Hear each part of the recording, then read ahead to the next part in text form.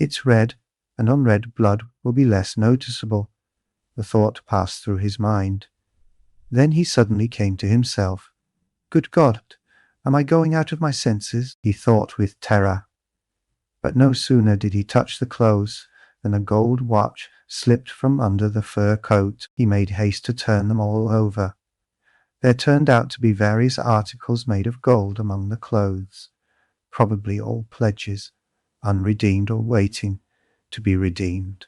Bracelets, chains, earrings, pins, and such things. Some were in cases, others simply wrapped in newspaper, carefully and exactly folded and tied round with tape. Without any delay, he began filling up the pockets of his trousers and overcoat, without examining or undoing the parcels and cases. But he had not time to take many. He suddenly heard steps in the room where the old woman lay. He stopped short and was still as death, but all was quiet, so it must have been his fancy. All at once he heard distinctly a faint cry, as though someone had uttered a low, broken moan. Then again, dead silence for a minute or two. He sat squatting on his heels by the box and waited, holding his breath. Suddenly he jumped up, seized the axe, and ran out of the bedroom. In the middle of the room stood Lizaveta with a big bundle in her arms. She was gazing in stupefaction at her murdered sister, white as a sheet, and seeming not to have the strength to cry out. Seeing him run out of the bedroom, she began faintly quivering all over. Like a leaf, a shudder ran down her face.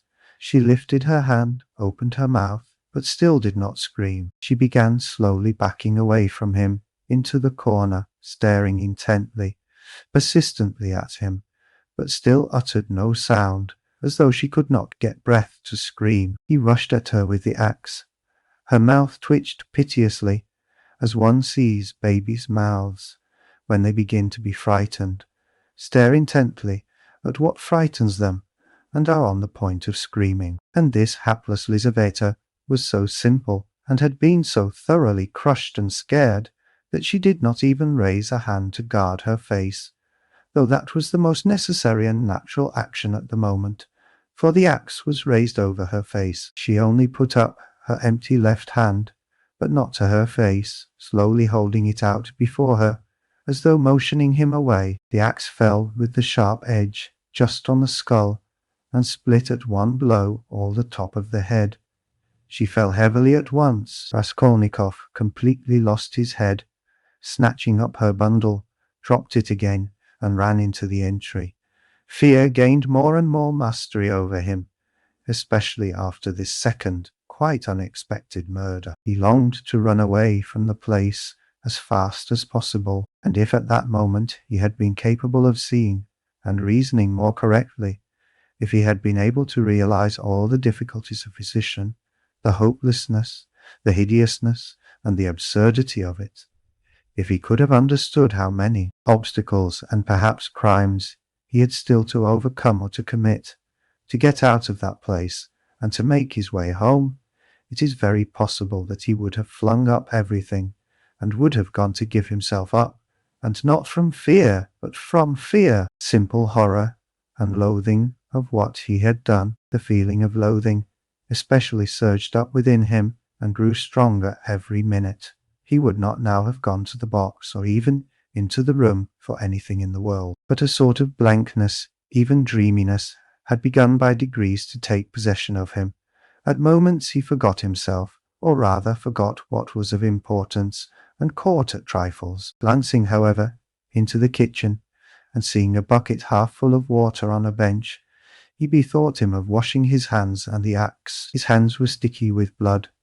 He dropped the axe with the blade in the water, snatched a piece of soap that lay in a broken saucer on the window, and began washing his hands in the bucket. When they were clean, he took out the axe, washed the blade, and spent a long time, about 3 minutes, washing the wood where there were spots of blood, rubbing them with soap. Then he wiped it all with some linen that was hanging to dry on a line in the kitchen, and then he was a long while attentively examining the axe at the window. There was no trace left on it, only the wood was still damp. He carefully hung the axe in the noose under his coat. Then, as far as was possible. In the dim light in the kitchen, he looked over his overcoat, his trousers, and his boots. At the first glance, there seemed to be nothing but stains on the boots. He wetted the rag and rubbed the boots. But he knew he was not looking thoroughly, that there might be something quite noticeable that he was overlooking. He stood in the middle of the room, lost in thought. Dark, agonizing ideas rose in his mind. The idea that he was mad, and that at that moment he was incapable of reasoning, of protecting himself, that he ought perhaps to be doing something utterly different from what he was now doing. "Good God!" he muttered. "I must fly, fly!" And he rushed into the entry. But here a shock of terror awaited him, such as he had never known before. He stood and gazed, and could not believe his eyes. The door, the outer door from the stairs, at which he had not long before waited and rung, was standing unfastened and at least 6 inches open. No lock, no bolt, all that time. The old woman had not shut it after him, perhaps as a precaution. But, good God, why, he had seen Lizaveta afterwards. And how could he have failed to reflect that she must have come in somehow? She could not have come through the wall. He dashed to the door and fastened the latch. But no, the wrong thing again. I must get away, get away. He unfastened the latch, opened the door, and began listening on the staircase. He listened a long time. Somewhere far away, it might be in the gateway, 2 voices were loudly shouting, quarrelling and scolding.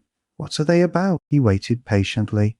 At last all was still, as though suddenly cut off. They had separated. He was meaning to go out, but suddenly, on the floor below, a door was noisily opened, and someone began going downstairs, humming a tune. "How is it they all make such a noise?" flashed through his mind. Once more he closed the door and waited. At last all was still, not a soul stirring. He was just taking a step towards the stairs when he heard fresh footsteps. The steps sounded very far off, at the very bottom of the stairs, but he remembered quite clearly and distinctly that from the first sound he began, for some reason, to suspect that this was someone coming there, to the 4th floor, to the old woman. Why? How? Were the sounds somehow peculiar, significant? The steps were heavy, even and unhurried. Now he had passed the 1st floor. Now he was mounting higher. It was growing more and more distinct. He could hear his heavy breathing. And now the 3rd story had been reached.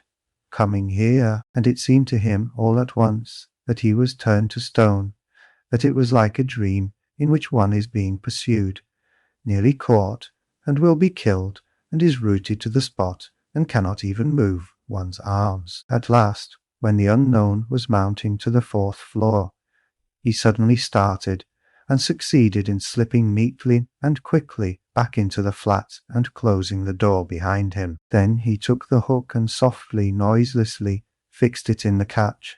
Instinct helped him. When he had done this, he crouched, holding his breath, by the door. The unknown visitor was by now also at the door. They were now standing opposite one another, as he had just before been standing with the old woman, when the door divided them, and he was listening.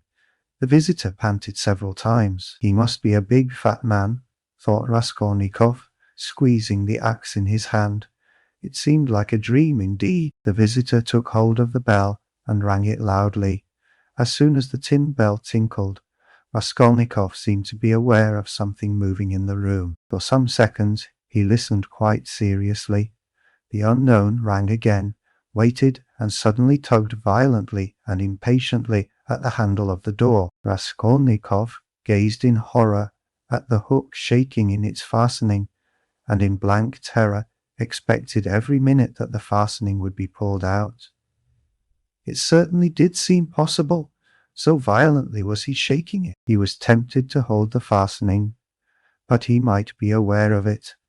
A giddiness came over him again. "I shall fall down," flashed through his mind. But the unknown began to speak, and he recovered himself at once. "What's up? Are they asleep or murdered?" "Dee damn them!" he bawled in a thick voice. "Hey! Alyona Ivanovna, old witch! Lizaveta Ivanovna! Hey, my beauty! Open the door! Oh, damn them! Are they asleep or what?" And again, enraged, he tugged with all his might 12 times at the bell. He must certainly be a man of authority and an intimate acquaintance. At this moment, light hurried steps were heard not far off on the stairs. Someone else was approaching. Raskolnikov had not heard them at first. "You don't say there's no one at home?" the newcomer cried in a cheerful, ringing voice, addressing the first visitor, who still went on pulling the bell. "Good evening, Cock." From his voice he must be quite young, thought Raskolnikov. "Who the devil can tell? I've almost broken the lock," answered Cock. "But how do you come to know me?" "Why, the day before yesterday I beat you 3 times running at billiards at Gambarinos." "Oh, so they are not at home? That's queer. It's awfully stupid, though. Where could the old woman have gone? I've come on business." "Yes, and I have business with her, too." "Well, what can we do? Go back, I suppose." Aye. And I was hoping to get some money," cried the young man. "We must give it up, of course. But what did she fix this time for?" "The old witch fixed the time for me to come herself. It's out of my way, and where the devil she can have got to, I can't make out. She sits here from year's end to year's end, the old hag. Her legs are bad, and yet here all of a sudden she is out for a walk. Hadn't we better ask the porter? What? Where she's gone, and when she'll be back? Damn it all, we might ask. But you know she never does go anywhere." And he once more tugged at the door handle. "Damn it all, there's nothing to be done. We must go." "Stay," cried the young man suddenly.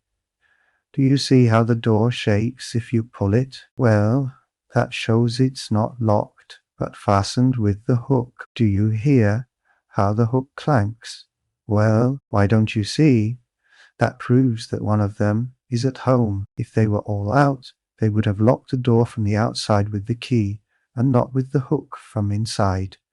There, do you hear how the hook is clanking? To fasten the hook on the inside, they must be at home, don't you see? So there they are sitting inside, and don't open the door. Well, and so they must be," cried Coke, astonished. "What are they about in there?" And he began furiously shaking the door. "Stay," cried the young man again. "Don't pull at it. There must be something wrong. Here, you've been ringing and pulling at the door, and still they don't open. So either they've both fainted, or—" "What? You what? Let's go fetch the porter. Let him wake them up." "All right."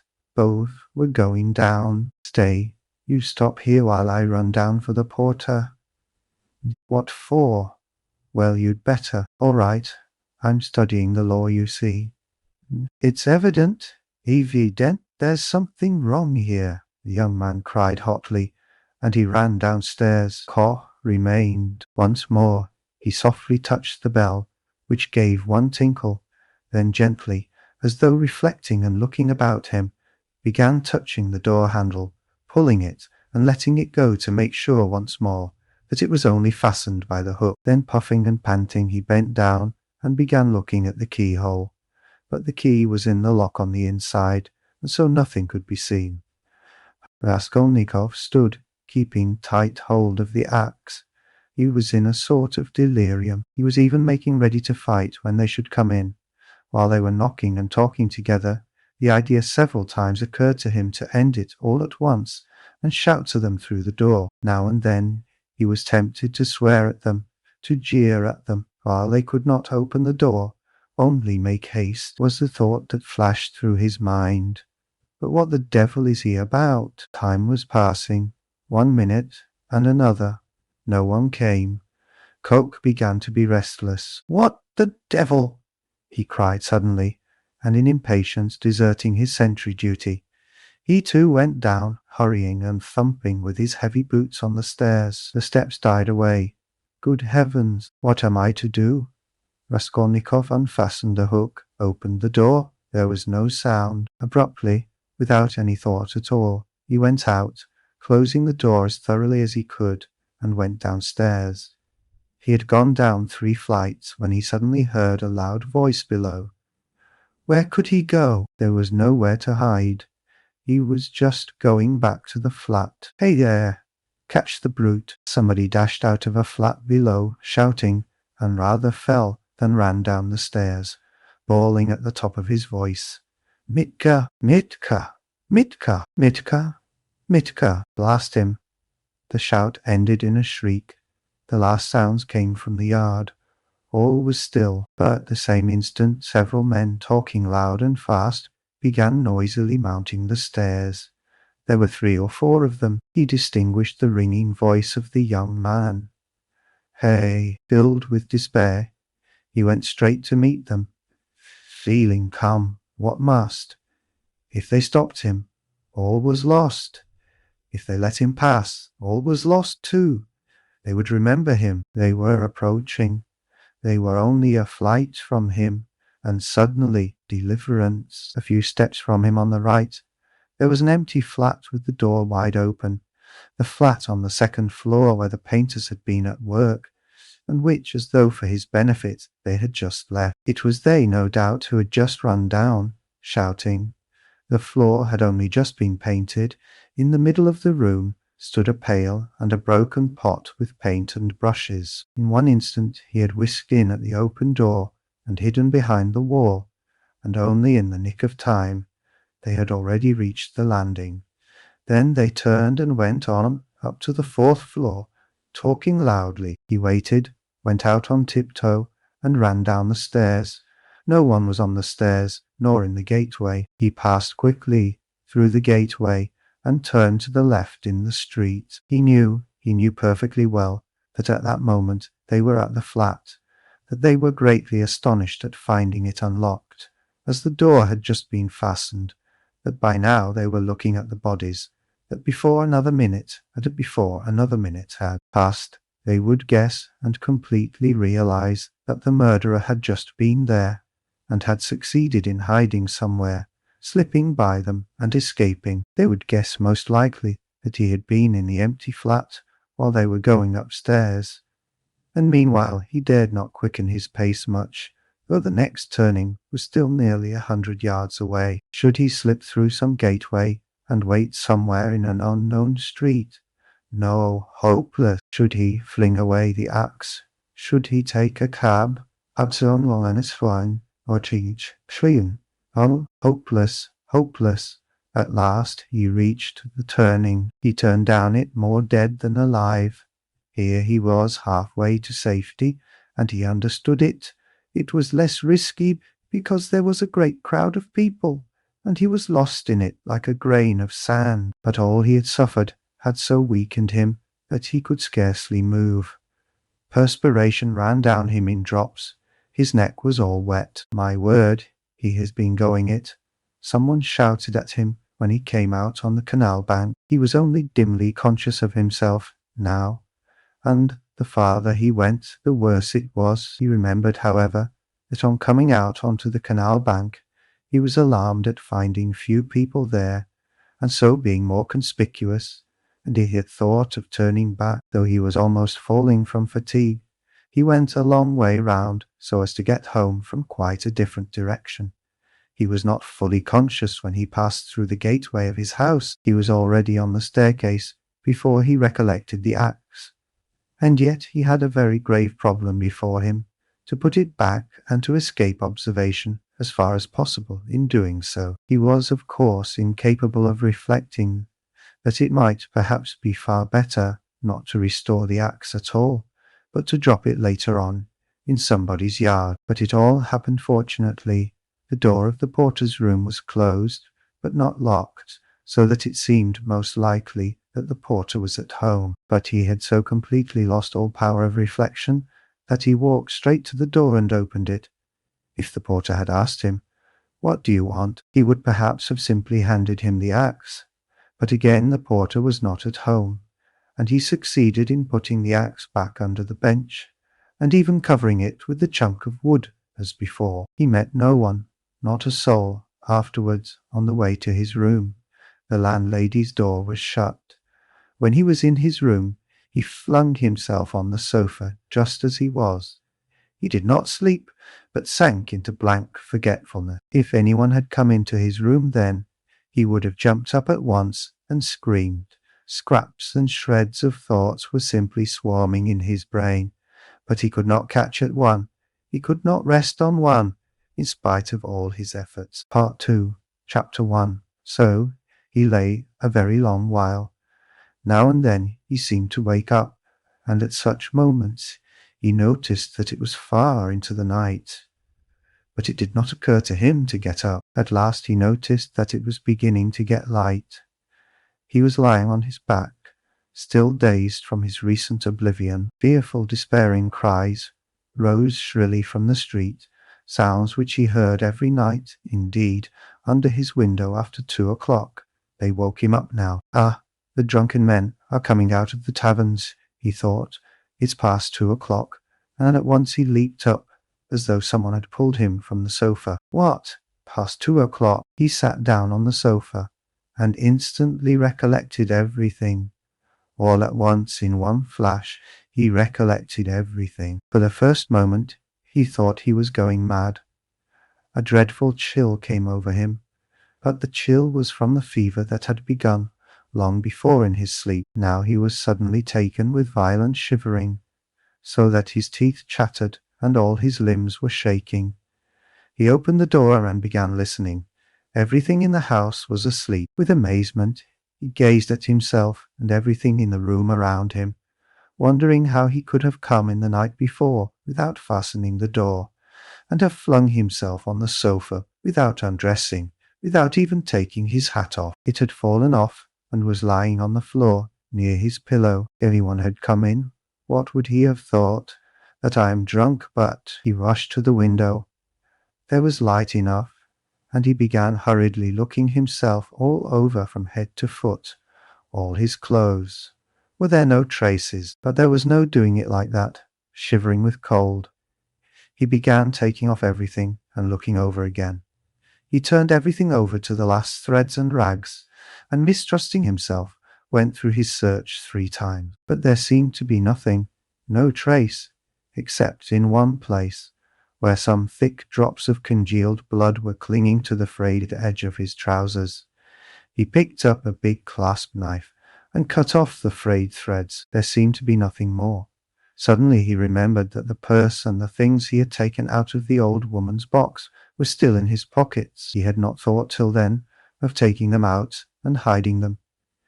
He had not even thought of them while he was examining his clothes. What next?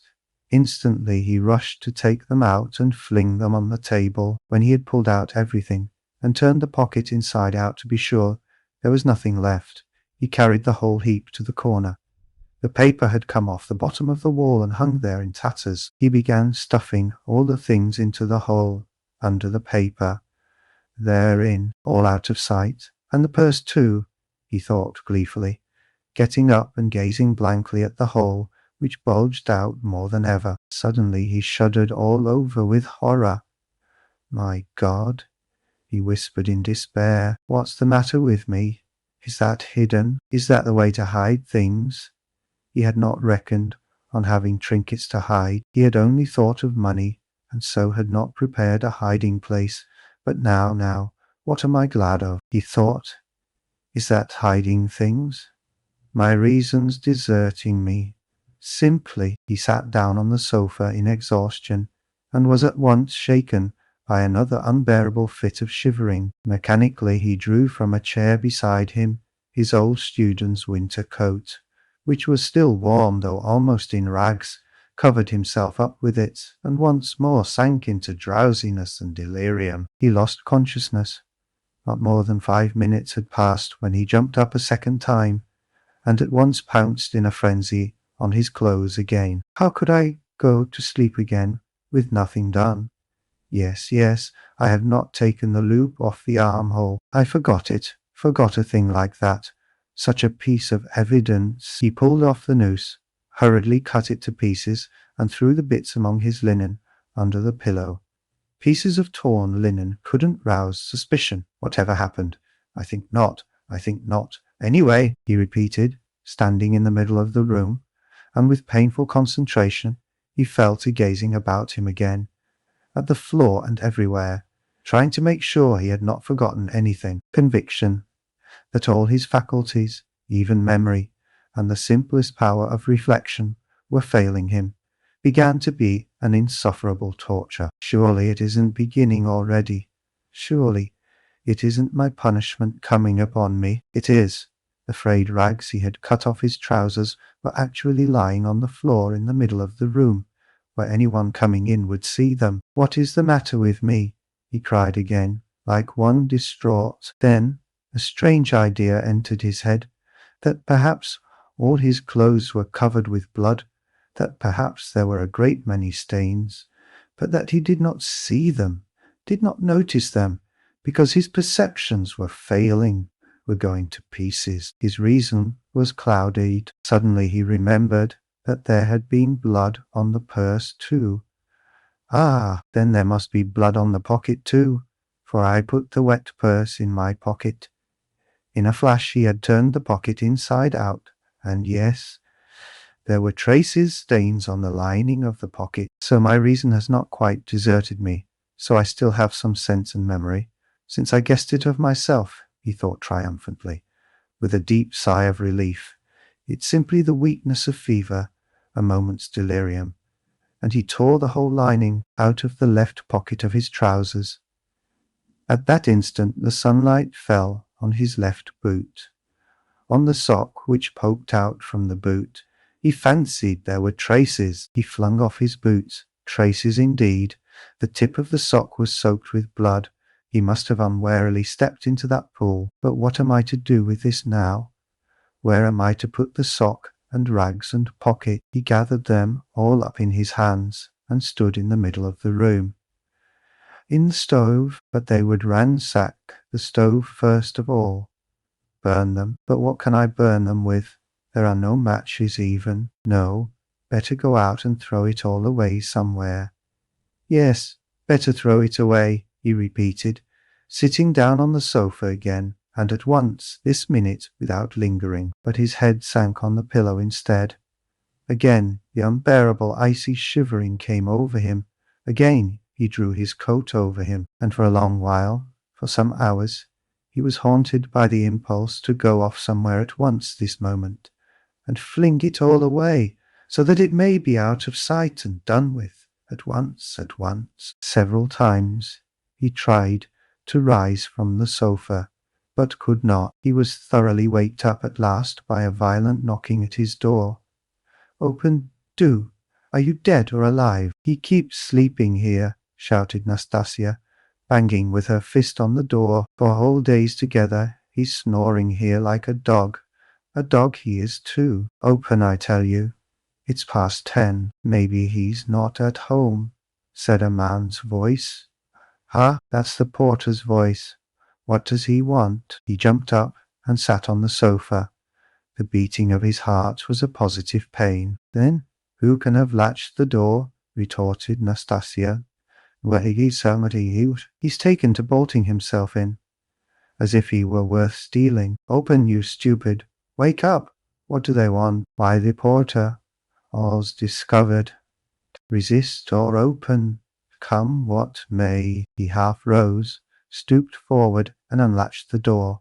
His room was so small that he could undo the latch without leaving the bed. Yes, the porter and Nastasia were standing there. Nastasia stared at him in a strange way. He glanced with a defiant and desperate air at the porter, who without a word held out a grey folded paper sealed with bottle wax. A notice from the office, he announced, as he gave him the paper. From what office? A summons to the police office, of course. You know which office? To the police? What for? How can I tell? You're sent for, so you go. The man looked at him attentively, looked round the room, and turned to go away. He's downright ill, observed Nastasia, not taking her eyes off him. The porter turned his head for a moment. He's been in a fever since yesterday, she added. Raskolnikov made no response and held the paper in his hands without opening it. Don't you get up then, Nastasia went on compassionately, seeing that he was letting his feet down from the sofa. You're ill, and so don't go. There's no such hurry. What have you got there? He looked. In his right hand he held the shreds he had cut from his trousers, the sock, and the rags of the pocket. So he had been asleep with them in his hand. Afterwards, reflecting upon it, he remembered that half waking up in his fever, he had grasped all this tightly in his hand, and so fallen asleep again. Look at the rags he's collected and sleeps with them, as though he has got hold of a treasure. And Nastasia went off into her hysterical giggle. Instantly he thrust them all under his great coat and fixed his eyes intently upon her. Far as he was from being capable of rational reflection at that moment, he felt that no one would behave like that with a person who was going to be arrested. The police? You'd better have some tea. Yes, I'll bring it. There's some left. No, I'm going. I'll go at once, he muttered, getting onto his feet. Why, you'll never get downstairs. Yes, I'll go. As you please. She followed the porter out. At once he rushed to the light to examine the sock and the rags. There are stains, but not very noticeable, all covered with dirt, and rubbed and already discolored. No one who had no suspicion could distinguish anything. Nastasia from a distance could not have noticed, thank God. Then, with a tremor, he broke the seal of the notice and began reading. He was a long while reading before he understood. It was an ordinary summons from the district police station to appear that day at 9:30 at the office of the district superintendent. But when has such a thing happened? I never have anything to do with the police, and why just today? He thought in agonizing bewilderment. Good God, only get it over soon. He was flinging himself on his knees to pray, but broke into laughter, not at the idea of prayer, but at himself. He began hurriedly dressing. If I am lost, I am lost. I don't care. Shall I put the sock on? He suddenly wondered. It will get dustier still, and the traces will be gone. But no sooner had he put it on than he pulled it off again in loathing and horror. He pulled it off, but reflecting that he had no other socks, he picked it up and put it on again. And again he laughed. That's all conventional. That's all relative. Merely a way of looking at it, he thought in a flash, but only on the top surface of his mind, while he was shuddering all over. There, I've got it on. I have finished by getting it on. But his laughter was quickly followed by despair. No, it's too much for me, he thought. His legs shook from fear, he muttered. His head swam and ached with fever. It's a trick. They want to decoy me there and confound me over everything, he mused as he went out onto the stairs. The worst of it is I'm almost light-headed. I may blurt out something stupid. On the stairs he remembered that he was leaving all the things just as they were in the hole in the wall, and very likely it's on purpose to search when I'm out, he thought, and stopped short. But he was possessed by such despair, such cynicism of misery, if one may so call it, that with a wave of his hand he went on, only to get it over. In the street, the heat was insufferable again. Not a drop of rain had fallen all those days. Again dust, bricks and mortar. Again the stench from the shops and pot-houses. Again the drunken men, the Finnish peddlers, and half-broken down cabs. The sun shone straight in his eyes, so that it hurt him to look out of them, and he felt his head going round, as a man in a fever is apt to feel when he comes out into the street on a bright sunny day. When he reached the turning into the street, in an agony of trepidation, he looked down it at the house, and at once averted his eyes. If they question me, perhaps I'll simply tell, he thought as he drew near the police station. The police station was about 1/4 of a mile off. It had lately been moved to new rooms on the 4th floor of a new house. He had been once for a moment in the old office, but long ago. Turning in at the gateway, he saw on the right a flight of stairs, which a peasant was mounting with a book in his hand. A house porter, no doubt. So then, the office is here, and he began ascending the stairs on the chance. He did not want to ask questions of anyone. I'll go in, fall on my knees, and confess everything, he thought, as he reached the 4th floor. The staircase was steep, narrow, and all sloppy with dirty water. The kitchens of the flats opened onto the stairs, and stood open almost the whole day, so there was a fearful smell and heat. The staircase was crowded with porters going up and down, with their books under their arms, policemen, and persons of all sorts and both sexes. The door of the office, too, stood wide open. Peasants stood waiting within. There, too, the heat was stifling, and there was a sickening smell of fresh paint and stale oil from the newly decorated rooms. After waiting a little, he decided to move forward into the next room. All the rooms were small and low-pitched. A fearful impatience drew him on and on. No one paid attention to him. In the second room, some clerks sat writing, dressed hardly better than he was, and rather a queer-looking set. He went up to one of them. "What is it?" He showed the notice he had received. "You are a student?" the man asked, glancing at the notice. "Yes, formerly a student." The clerk looked at him, but without the slightest interest. He was a particularly unkempt person, with the look of a fixed idea in his eye. There would be no getting anything out of him, because he has no interest in anything, thought Raskolnikov. "Go in there to the head clerk," said the clerk, pointing towards the furthest room. He went into that room, the 4th in order. It was a small room and packed full of people, rather better dressed than in the outer rooms. Among them were 2 ladies. One, poorly dressed in mourning, sat at the table opposite the chief clerk, writing something at his dictation. The other, a very stout, buxom woman, with a purplish-red, blotchy face, excessively smartly dressed with a brooch on her bosom, as big as a saucer, was standing on one side, apparently waiting for something. Raskolnikov thrust his notice upon the head clerk. The latter glanced at it, said, "Wait a minute," and went on, attending to the lady in mourning. He breathed more freely. It can't be that. By degrees he began to regain confidence.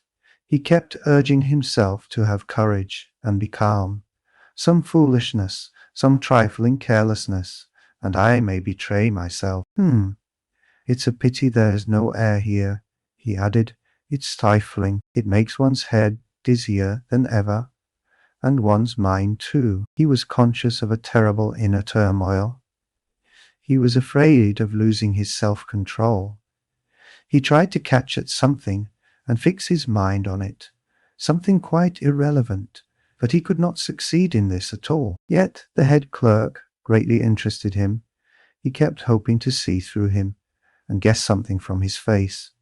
He was a very young man, about 22, with a dark, mobile face that looked older than his years. He was fashionably dressed and foppish, with his hair parted in the middle, well combed and pomaded, and wore a number of rings on his well-scrubbed fingers and a gold chain on his waistcoat. He said a couple of words in French to a foreigner who was in the room, and said them fairly correctly. "Louise Ivanovna, you can sit down," he said casually to the gaily dressed, purple-faced lady, who was still standing as though not venturing to sit down, though there was a chair beside her. "Ich danke," said the latter, and softly, with a rustle of silk, she sank into the chair. Her light blue dress, trimmed with white lace, floated about the table like an air balloon and filled almost half the room.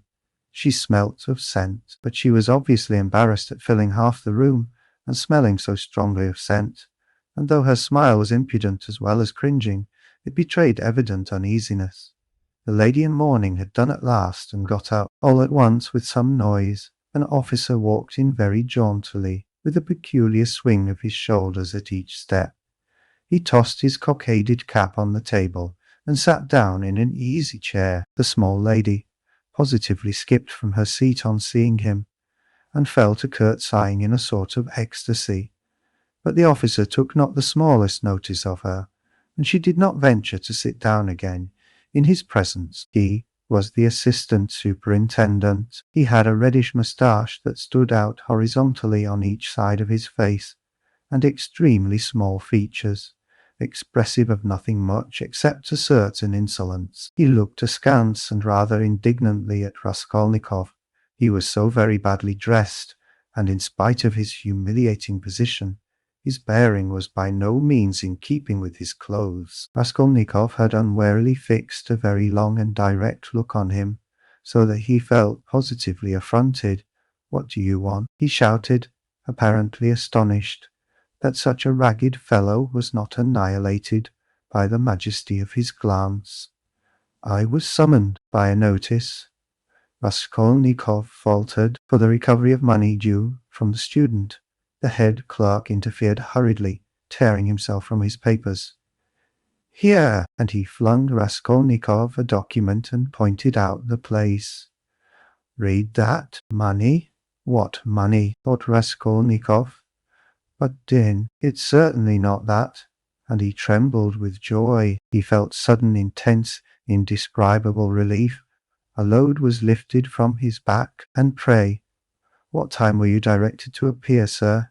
shouted the assistant superintendent, seeming for some unknown reason more and more aggrieved. "You were told to come at 9, and now it's 12. The notice was only brought me a quarter of an hour ago," Raskolnikov answered loudly over his shoulder. To his own surprise, he too grew suddenly angry and found a certain pleasure in it. "And it's enough that I have come here ill with fever. Kindly refrain from shouting." "I'm not shouting. I'm speaking very quietly. It's you who are shouting at me. I'm a student, and allow no one to shout at me."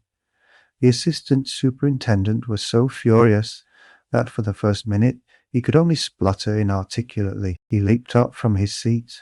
"Be silent. You are in a government office. Don't be impudent, sir." "You're in a government office too," cried Raskolnikov, "and you're smoking a cigarette as well as shouting, so you are showing disrespect to all of us." He felt an indescribable satisfaction at having said this. The head clerk looked at him with a smile. The angry assistant superintendent was obviously disconcerted. "That's not your business," he shouted at last with unnatural loudness. "Kindly make the declaration demanded of you. Show him, Alexander Grigorievich. There is a complaint against you. You don't pay your debts. You're a fine bird." But Raskolnikov was not listening now. He had eagerly clutched at the paper in haste to find an explanation. He read it once and a second time, and still did not understand. "What is this?" he asked the head clerk. "It is for the recovery of money on an IU. Oh, you must either pay it, with all expenses, costs, and so on, or give a written declaration when you can pay it, and at the same time an undertaking not to leave the capital without payment, and nor to sell or conceal your property. The creditor is at liberty to sell your property and proceed against you according to the law. But I am not in debt to anyone. That's not our business. Here, an IOU for 115 rubles, legally attested and due for payment, has been brought us for recovery, given by you to the widow of the assessor Zarnitsyn 9 months ago, and paid over by the widow Zarnitsyn to one Mr. Shebarov, that we therefore summon you hereupon. But she is my landlady." "And what if she is your landlady?" The head clerk looked at him with a condescending smile of compassion, and at the same time with a certain triumph, as at a novice under fire for the first time, as though he would say, "Well, how do you feel now?" But what did he care now for an IO or you for a writ of recovery? Was that worth worrying about now? Was it worth attention even? He stood. He read, he listened, he answered. He even asked questions himself, but all mechanically. The triumphant sense of security, of deliverance from overwhelming danger, that was what filled his whole soul, that moment, without thought for the future, without analysis, without suppositions or surmises, without doubts and without question. It was an instant of full, direct, purely instinctive joy. But at that very moment, something like a thunderstorm took place in the office. The assistant superintendent, still shaken by Raskolnikov's disrespect, still fuming and obviously anxious to keep up his wounded dignity, pounced on the unfortunate smart lady, who had been gazing at him ever since he came in with an exceedingly silly smile. "You shameful hussy!" he shouted suddenly at the top of his voice. "The lady in mourning had left the office. What was going on at your house last night, eh? A disgrace again. You're a scandal to the whole street, fighting and drinking again. Do you want the house of correction? Why, I have warned you 10 times over that I would not let you off the 11th. And here you are again, you. The paper fell out of Raskolnikov's hands, and he looked wildly at the smart lady, who was so unceremoniously treated. But he soon saw what it meant, and at once began to find positive amusement in the scandal. He listened with pleasure, so that he longed to laugh and laugh. All his nerves were on edge. Fyodor Petrovitch, the head clerk, was beginning anxiously, but stopped short, for he knew from experience that the enraged assistant could not be stopped except by force.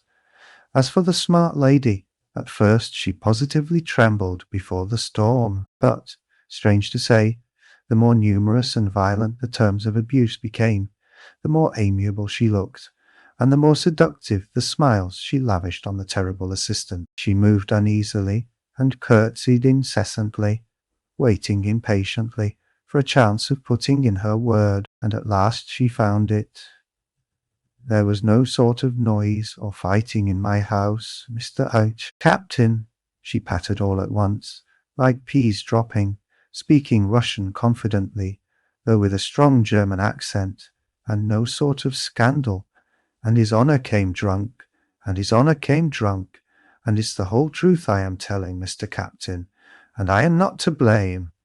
Mr. Captain, mine is an honorable house, Mr. Captain, and honorable behavior, Mr. Captain, and I always dislike any scandal myself." But he came quite tipsy, and asked for 3 bottles again, and then he lifted up one leg and began playing the pianoforte with one foot. And that is not at all right in an honourable house, and he ganz broke the piano, and it was very bad manners indeed, and I said so, and he took up a bottle and began hitting everyone with it, and then I called the porter, and Karl came, and he took Karl and hit him in the eye, and he hit Henriette in the eye too, and gave me 5 slaps on the cheek, and it was so ungentlemanly in an honourable house, Mr. Captain, and I screamed, and he opened the window over the canal, and stood in the window, squealing like a little pig. It was a disgrace, the idea of squealing like a little pig at the window into the street. Fie upon him! And Karl pulled him away from the window by his coat, and it is true, Mr. Captain, he tore Saint Roch, and then he shouted that man must pay him 15 roubles damages, and I did pay him, Mr. Captain, 5 roubles for Saint Roch. And he is an ungentlemanly visitor, and caused all the scandal. I will show you up, he said, for I can write to all the papers about you. Then he was an author. Yes, Mr. Captain, and what an ungentlemanly visitor in an honourable house. Now then, enough. I have told you already, Ilya Petrovitch. The head clerk repeated significantly. The assistant glanced rapidly at him. The head clerk slightly shook his head. So I tell you this, most respectable Louise Ivanovna, and I tell it you for the last time, the assistant went on. If there is a scandal in your honourable house once again, I will put you yourself in the lock-up, as it is called in polite society. Do you hear? So, a literary man, an author, took 5 roubles for his coat-tail in an honourable house, a nice set, these authors. And he cast a contemptuous glance at Raskolnikov. There was a scandal the other day in a restaurant too. An author had eaten his dinner and would not pay. I'll write a satire on you, says he. And there was another of them, on a steamer, last week, used the most disgraceful language to the respectable family of a civil councillor, his wife and daughter, and there was one of them turned out of a confectioner's shop the other day. They are like that, authors, literary men, students, town criers. Phoo, you get along. I shall look in upon you myself one day. Then you had better be careful. Do you hear? With hurried deference, Louisa Ivanovna fell to curtsying in all directions, and so curtsied herself to the door. But at the door she stumbled backwards against a good-looking officer with a fresh, open face and splendid, thick, fair whiskers. This was the superintendent of the district himself, Nikodym Fomitch. Louisa Ivanovna made haste to curtsy, almost to the ground, and with mincing little steps she fluttered out of the office. Again, thunder and lightning. A hurricane, said Nikodym Fomitch to Ilya Petrovitch in a civil and friendly tone. You are roused again. You are fuming again. I heard it on the stairs. Well, what then? Ilya Petrovitch drawled with gentlemanly nonchalance, and he walked with some papers to another table, with a jaunty swing of his shoulders at each step. Here, if you will kindly look, an author or a student, has been one at least, does not pay his debts, has given an IOU, won't clear out of his room, and complaints are constantly being lodged against him. And here he has been pleased to make a protest against my smoking. In his presence, he behaves like a cad himself, and just look at him, please. He is the gentleman, and very attractive he is. Poverty is not a vice, my friend, but we know you go off like powder. You can't bear a slight. I dare say you took offence at something, and went too far yourself, continued Nikodym Fomitch, turning affably to Raskolnikov. But you were wrong there.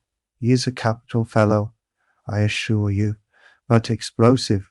He gets hot, fires up, boils over, and no stopping him. And then it's all over, and at the bottom he's a heart of gold. His nickname in the regiment was the Explosive Lieutenant. And what a regiment it was too, cried Ilya Petrovitch, much gratified at this agreeable banter, though still sulky.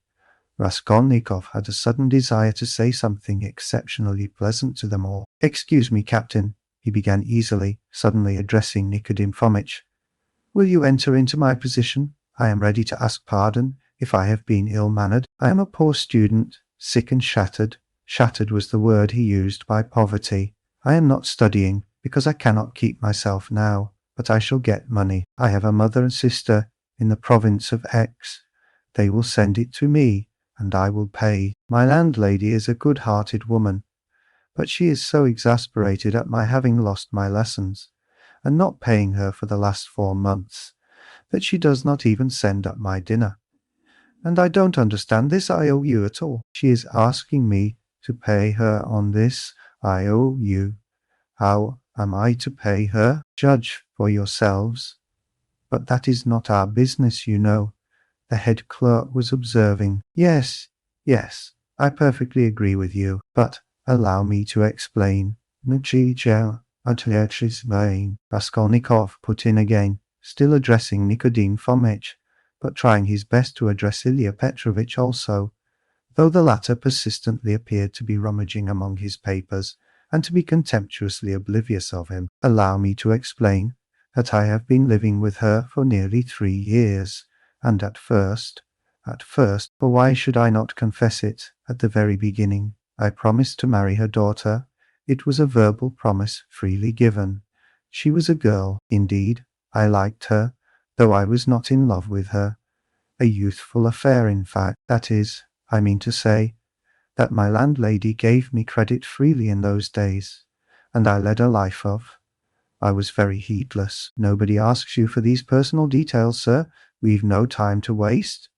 Ilya Petrovitch interposed roughly and with a note of triumph, but Raskolnikov stopped him hotly, though he suddenly found it exceedingly difficult to speak. But excuse me, it is for me to explain how it all happened in my turn, though I agree with you, it is unnecessary.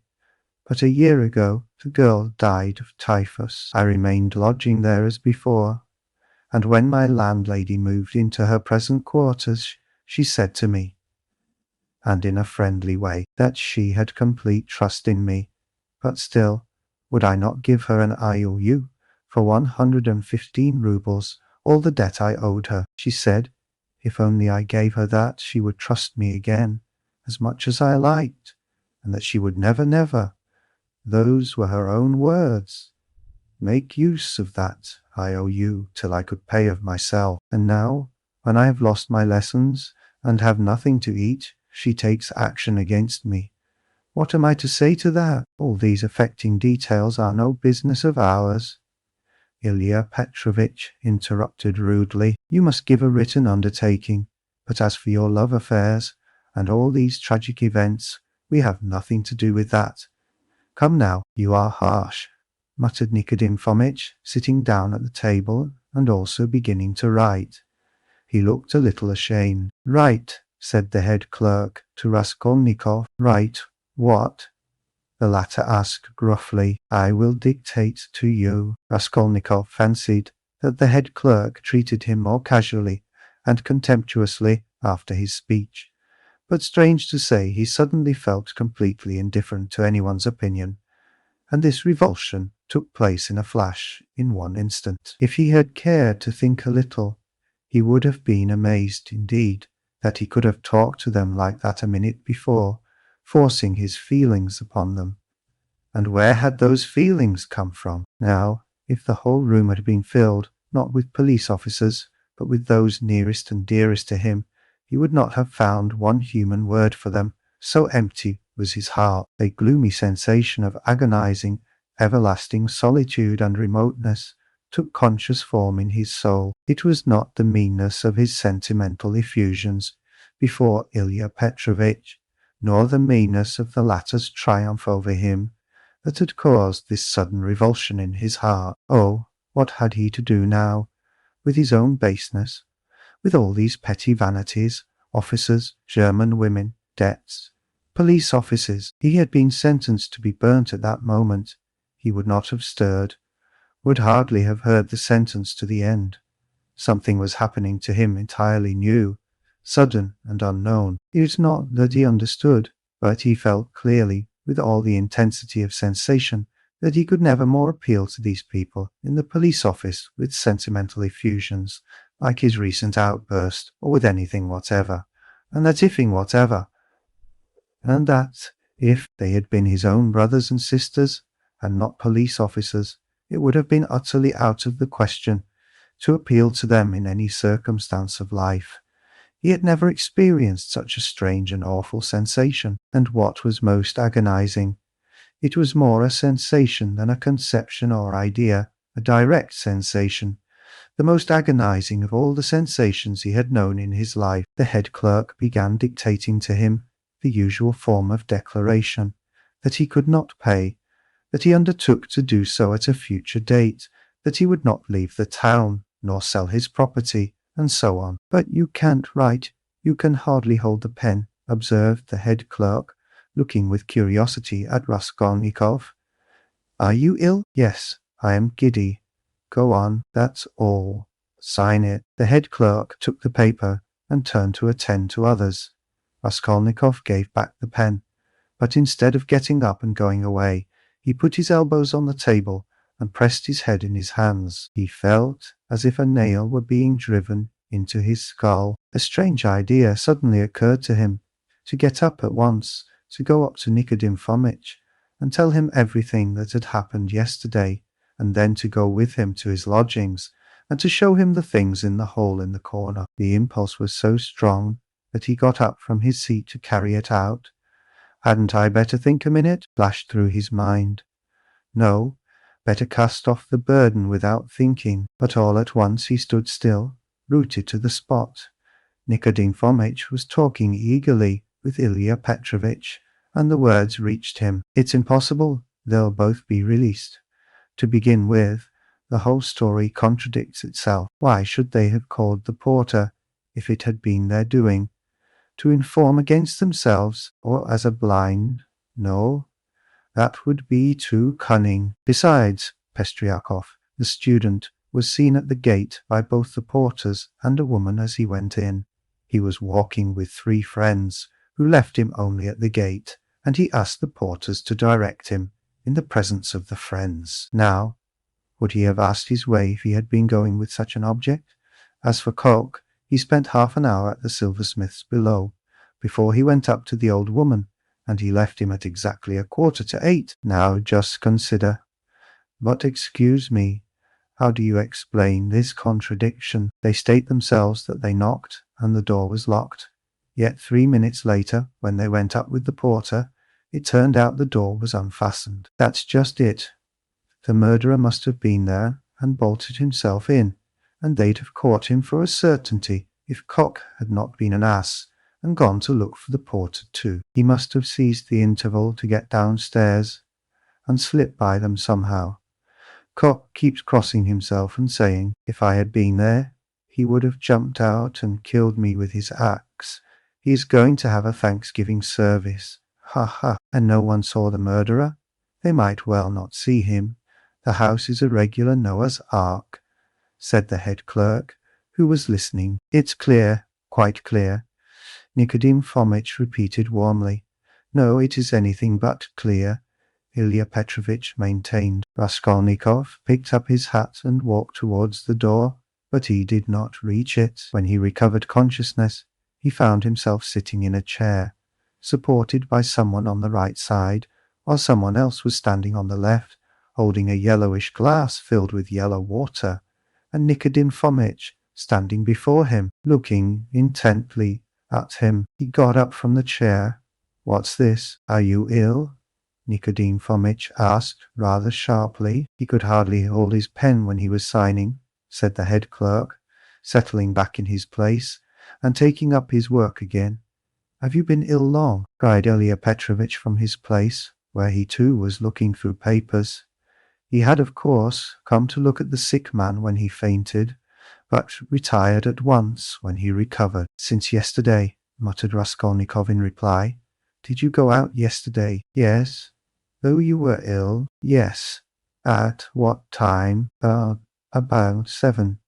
And where did you go, may I ask? Along the street, short and clear. Raskolnikov, white as a handkerchief, had answered sharply, jerkily, without dropping his black feverish eyes before Ilya Petrovitch's stare. He can scarcely stand upright. And you? Nikodim Fomitch was beginning. No matter, Ilya Petrovitch pronounced rather peculiarly. Nikodim Fomitch would have made some further protest, but glancing at the head clerk, who was looking very hard at him, he did not speak. There was a sudden silence. It was strange. Very well, then, concluded Ilya Petrovitch, we will not detain you. Raskolnikov went out. He caught the sound of eager conversation on his departure, and above the rest rose the questioning voice of Nikodim Fomitch. In the street his faintness passed off completely. A search? There will be a search at once, he repeated to himself, hurrying home. The brute, they suspect. His former terror mastered him completely again. Chapter 2. And what if there has been a search already? What if I find them in my room? But here was his room. Nothing and no one in it. No one had peeped in. Even Nastasia had not touched it. But heavens! How could he have left all those things in the hole? He rushed to the corner, slipped his hand under the paper, pulled the things out, and lined his pockets with them. There were 8 articles in all, 2 little boxes with earrings or something of the sort. He hardly looked to see. Then 4 small leather cases. There was a chain, too, merely wrapped in newspaper, and something else in newspaper that looked like a decoration. He put them all in different pockets of his overcoat, and the remaining pocket of his trousers, trying to conceal them as much as possible. He took the purse, too. Then he went out of his room, leaving the door open. He walked quickly and resolutely, and though he felt shattered, he had his senses about him. He was afraid of pursuit. He was afraid that in another half hour, another quarter of an hour perhaps, Instructions would be issued for his pursuit, and so at all costs he must hide all traces before then. He must clear everything up while he still had some strength, some reasoning power left him. Where was he to go? That had long been settled. Fling them into the canal, and all traces hidden in the water. The thing would be at an end. So he had decided in the night of his delirium, when several times he had had the impulse to get up and go away, to make haste and get rid of it all. But to get rid of it turned out to be a very difficult task. He wandered along the bank of the Ekaterinsky Canal for half an hour or more, and looked several times at the steps running down to the water. But he could not think of carrying out his plan. Either rafts stood at the step's edge, and women were always washing clothes on them, or boats were moored there, and people were swarming everywhere. Moreover, he could be seen and noticed from the banks on all sides. It would look suspicious for a man to go down on purpose, stop, and throw something into the water. And what if the boxes were to float instead of sinking? And of course they would. Even as it was, everyone he met seemed to stare and look round as if they had nothing to do but to watch him. Why is it? Or can it be my fancy? He thought. At last the thought struck him that it might be better to go to the Neva. There were not so many people there. He would be less observed, and it would be more convenient in every way. Above all, it was further off. He wondered how he could have been wandering for a good half-hour, worried and anxious in this dangerous past without thinking of it before. And that half-hour he had lost over an irrational plan, simply because he had thought of it in delirium. He had become extremely absent and forgetful, and he was aware of it. He certainly must make haste. He walked towards the Neva along V. Prospect, but on the way another idea struck him. Why to the Neva? Would it not be better to go somewhere far off, to the islands again, and there hide the things in some solitary place, in a wood or under a bush, and mark the spot perhaps? And though he felt incapable of clear judgment, the idea seemed to him a sound one. But he was not destined to go there, for coming out of V. Prospect towards the square, he saw on the left a passage leading between two blank walls to a courtyard. On the right hand, the blank unwhitewashed wall of a 4-storied house stretched far into the court. On the left, a wooden hoarding ran parallel with it for 20 paces into the court, and then turned sharply to the left. Here was a deserted, fenced-off place, where rubbish of different sorts was lying. At the end of the court, the corner of a low, smutty stone shed, apparently part of some workshop, peeped from behind the hoarding. It was probably a carriage builder's or carpenter's shed. The whole place, from the entrance, was black with coal dust. Here would be the place to throw it, he thought. Not seeing anyone in the yard, he slipped in, and at once saw near the gate a sink, such as is often put in yards where there are many workmen or cab drivers, and on the hoarding above had been scribbled in chalk the time-honoured witticism, "Standing here, strictly forbidden." This was all the better, for there would be nothing suspicious about his going in. Here I could throw it all in a heap and get away. Looking round once more, with his hand already in his pocket, he noticed against the outer wall, between the entrance and the sink, a big unhewn stone, weighing perhaps 60 pounds. The other side of the wall was a street. He could hear passers-by, always numerous in that part, but he could not be seen from the entrance, unless someone came in from the street, which might well happen indeed, so there was need of haste. He bent down over the stone, seized the top of it firmly in both hands, and using all his strength, turned it over. Under the stone was a small hollow in the ground, and he immediately emptied his pocket into it. The purse lay at the top, and yet the hollow was not filled up. Then he seized the stone again, and with one twist turned it back, so that it was in the same position again, though it stood a very little higher. But he scraped the earth about it, and pressed it at the edges with his foot. Nothing could be noticed. Then he went out, and turned into the square. Again, an intense, almost unbearable joy overwhelmed him for an instant, as it had in the police office. I have buried my tracks! And who can think of looking under that stone? It has been lying there, most likely, ever since the house was built, and will lie as many years more. And if it were found, who would think of me? It is all over. No clue.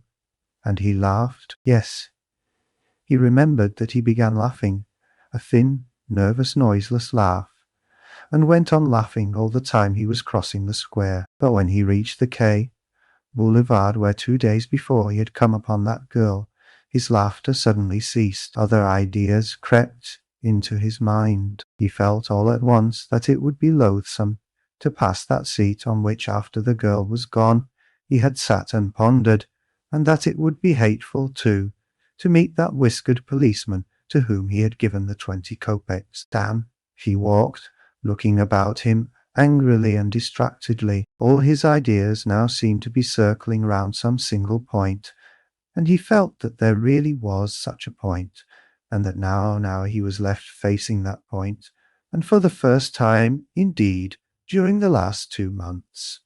Damn it all, he thought suddenly, in a fit of ungovernable fury. If it has begun, then it has begun. Hang the new life. Good Lord, how stupid it is, and what lies I told today.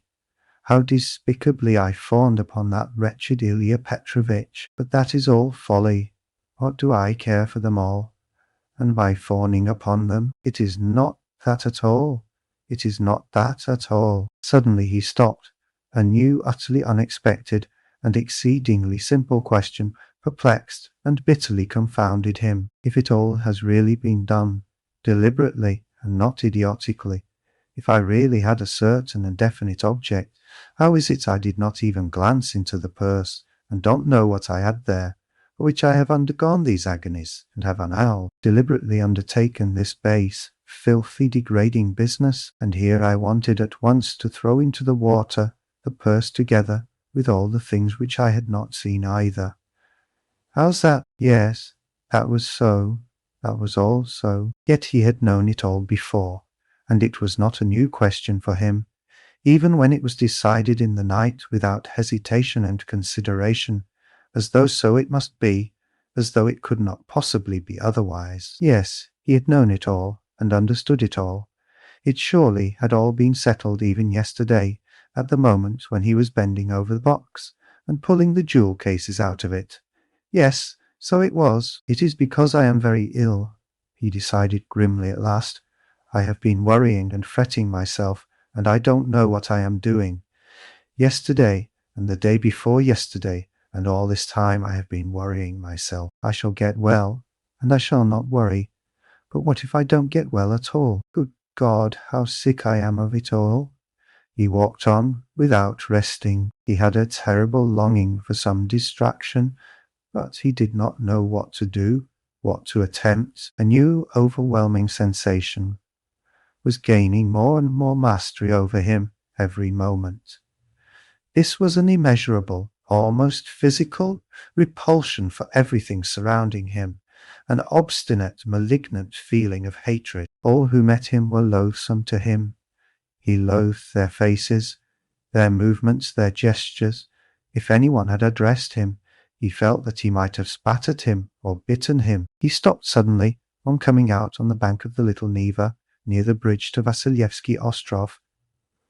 Why, he lives here, in that house, he thought. Why, I have not come to Razumihin of my own accord. Here it's the same thing over again. Very interesting to know, though. Have I come on purpose, or have I simply walked here by chance? Never mind. I said the day before yesterday that I would go and see him the day after. Well, and so I will. Besides, I really cannot go further now. He went up to Razumihin's room on the 5th floor. The latter was at home in his garret, busily writing at the moment, and he opened the door himself. It was 4 months since they had seen each other. Razumihin was sitting in a ragged dressing-gown, with slippers on his bare feet, unkempt, unshaven, and unwashed. His face showed surprise. He cried. He looked his comrade up and down. Then, after a brief pause, he whistled. As hard up as all that. Why, brother, you've cut me out, he added. looking at Raskolnikov's rags. "Come, sit down. You are tired, I'll be bound." And when he had sunk down on the American leather sofa, which was in even worse condition than his own, Razumihin saw at once that his visitor was ill. "Why, you are seriously ill, do you know that?" He began feeling his pulse. Raskolnikov pulled away his hand. "Never mind," he said. "I've come for this. I have no lessons. But I don't really want lessons. But I say, you are delirious, you know," Razumihin observed, watching him carefully. "No, I am not." Raskolnikov got up from the sofa. As he had mounted the stairs to Razumihin's, he had not realized that he would be meeting his friend face to face. Now in a flash he knew that what he was least of all disposed for at that moment was to be face to face with anyone in the wide world. His spleen rose within him. He almost choked with rage at himself as soon as he crossed Razumihin's threshold. "Goodbye," he said abruptly, and walked to the door. Stop, you queer fish." "I don't want to," said the other, again pulling away his hand. "Then why the devil have you come? Are you mad, or what? Why, this is almost insulting. I won't let you go like that." "Well, then, I came to you because I know no one but you who could help, to begin. Because you are kinder than anyone, cleverer, I mean, and can judge. And now I see that I want nothing. Do you hear? Nothing at all. No one's services, no one's sympathy. I am by myself, alone. Come, that's enough. Leave me alone. Stay a minute, you sweep. You are a perfect madman. As you like for all I care. I have no lessons, do you see, and I don't care about that. But there's a bookseller, Heruvimov, and he takes the place of a lesson. I would not exchange him for 5 lessons. He's doing publishing of a kind, and issuing natural science manuals, and what a circulation they have. The very titles are worth the money. You always maintained that I was a fool, but by Jove, my boy, there are greater fools than I am. Now he is setting up for being advanced. Not that he has an inkling of anything, but of course I encourage him. Here are 2 signatures of the German text. In my opinion, the crudest charlatanism. It discusses the question, is woman a human being? And, of course, triumphantly proves that she is. Heruvimov is going to bring out this work as a contribution to the woman question. I am translating it. He will expand these 2.5 signatures into 6. We shall make up a gorgeous title half a page long, and bring it out at half a ruble. It will do. He pays me 6 rubles the signature. It works out to about 15 rubles for the job, and I've had 6 already in advance. When we have finished this, we are going to begin a translation about Wales, and then some of the dullest scandals out of the second part of Lay Confessions we have marked for translation. Somebody has told Heruvimov that Rousseau was a kind of toady. Radishev, you may be sure I don't contradict him. Hang him. Well, would you like to do the second signature of his woman, a human being? If you would, take the German and pens and paper. All those are provided, and take 3 rubles, for as I have had 6 rubles in advance on the whole thing, 3 rubles come to you for your share, and when you have finished the signature, there will be another 3 rubles for you. And please don't think I am doing you a service. Quite the contrary. As soon as you came in, I saw how you could help me. To begin with, I am weak in spelling, and secondly, I am sometimes utterly adrift in German, so that I make it up as I go along. For the most part, the only comfort is that it's bound to be a change for the better. Though who can tell? Maybe it's sometimes for the worse. Will you take it? Raskolnikov took the German sheets in silence, took the 3 rubles, and without a word went out. Razumihin gazed after him in astonishment. But when Raskolnikov was in the next street, he turned back, mounted the stairs to Razumihin's again, and laying on the table the German article and the 3 rubles, went out again, still without uttering a word. "Are you raving, or what?" Razumihin shouted, roused to fury at last. "What farce is this? You'll drive me crazy too. What did you come to see me for? Damn you. I don't want translation, muttered Raskolnikov from the stairs. Then what the devil do you want? Shouted Razumihin from above. Raskolnikov continued descending the staircase in silence. Hey there, where are you living? No answer. Well, confound you then. But Raskolnikov was already stepping into the street. On the Nikolaevsky bridge he was roused to full consciousness again by an unpleasant incident. A coachman, after shouting at him 2 or 3 times, gave him a violent lash on the back with his whip for having almost fallen under his horse's hoofs. The lash so infuriated him that he dashed away to the railing. For some unknown reason he had been walking in the very middle of the bridge in the traffic. He angrily clenched and ground his teeth. He heard laughter, of course. Serves him right. A pickpocket, I dare say, pretending to be drunk for sure, and getting under the wheels on purpose, and you have to answer for him. It's a regular profession, that's what it is. But while he stood at the railing, still looking angry and bewildered after the retreating carriage, and rubbing his back, he suddenly felt someone thrust money into his hand. He looked. It was an elderly woman in a kerchief and goatskin shoes, with a girl, probably her daughter, wearing a hat and carrying a green parasol. Take it, my good man, in Christ's name. He took it, and they passed on. It was a piece of 20 kopecks. From his dress and appearance, they might well have taken him for a beggar asking alms in the streets, and the gift of the 20 kopecks he doubtless owed to the blow which made them feel sorry for him. He closed his hand on the 20 kopecks, walked on for 10 paces, and turned, facing the Neva, looking towards the palace. The sky was without a cloud, and the water was almost bright blue, which is so rare in the Neva. The cupola of the cathedral, which is seen at its best from the bridge about 20 paces from the chapel, glittered in the sunlight, and in the pure air every ornament on it could be clearly distinguished. The pain from the lash went off, and Raskolnikov forgot about it. One uneasy and not quite definite idea occupied him now completely. He stood still and gazed long and intently into the distance. This spot was especially familiar to him. When he was attending the university, he had hundreds of times, generally on his way home, stood still on this spot, gazed at this truly magnificent spectacle, and almost always marvelled at a vague and mysterious emotion it roused in him. It left him strangely cold.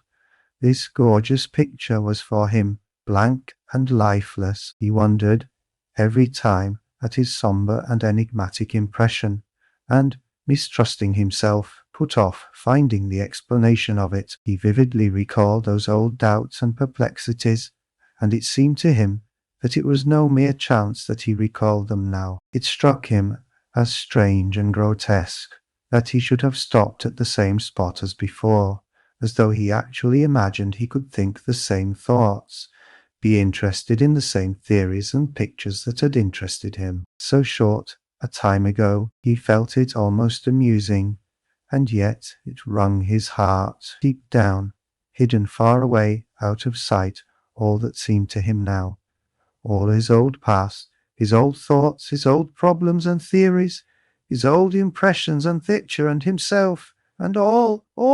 He felt as though he were flying upwards, and everything were vanishing from his sight. Making an unconscious movement with his hand, he suddenly became aware of the piece of money in his fist. He opened his hand, stared at the coin, and with a sweep of his arm flung it into the water. Then he turned and went home. It seemed to him he had cut himself off from everyone and from everything at that moment. The evening was coming on when he reached home, so that he must have been walking about 6 hours. How and where he came back he did not remember. Undressing and quivering like an overdriven horse, he lay down on the sofa, drew his greatcoat over him, and at once sank into oblivion. It was dusk when he was waked up by a fearful scream. Good God, what a scream! Such unnatural sounds, such howling, wailing, grinding, tears, blows and curses he had never heard. He could never have imagined such brutality, such frenzy. In terror he sat up in bed, almost swooning with agony, but the fighting, wailing and cursing grew louder and louder. And then, to his intense amazement, he caught the voice of his landlady. She was howling, shrieking and wailing, rapidly, hurriedly, incoherently, so that he could not make out what she was talking about. She was beseeching, no doubt, not to be beaten, for she was being mercilessly beaten on the stairs. The voice of her assailant was so horrible from spite and rage that it was almost a croak, but he too was saying something, and just as quickly and indistinctly, hurrying and spluttering. All at once Raskolnikov trembled. He recognized the voice. It was the voice of Ilya Petrovitch. Ilya Petrovitch here, and beating the landlady. He is kicking her, banging her head against the steps. That's clear. That can be told from the sounds, from the cries and the thuds. How is it? Is the world topsy-turvy? He could hear people running in crowds from all the stories and all the staircases. He heard voices, exclamations, knocking, doors banging. But why? Why? And how could it be? He repeated, thinking seriously that he had gone mad. But no, he heard too distinctly, and they would come to him then next, for no doubt. It's all about that, about yesterday. Good God, he would have fastened his door with the latch, but he could not lift his hand. Besides, it would be useless. Terror gripped his heart like ice, tortured him and numbed him. But at last all this uproar, after continuing about 10 minutes, began gradually to subside. The landlady was moaning and groaning. Ilya Petrovitch was still uttering threats and curses. But at last he too seemed to be silent, and now he could not be heard. Can he have gone away? Good Lord, yes. And now the landlady is going too, still weeping and moaning. And then her door slammed. Now the crowd was going from the stairs to their rooms, exclaiming, disputing, calling to one another, raising their voices to a shout, dropping them to a whisper. There must have been numbers of them, almost all the inmates of the block. But good God, how could it be? And why had he come here? Raskolnikov sank worn out on the sofa, but could not close his eyes. He lay for half an hour in such anguish, such an intolerable sensation of infinite terror as he had never experienced before. Suddenly, a bright light flashed into his room.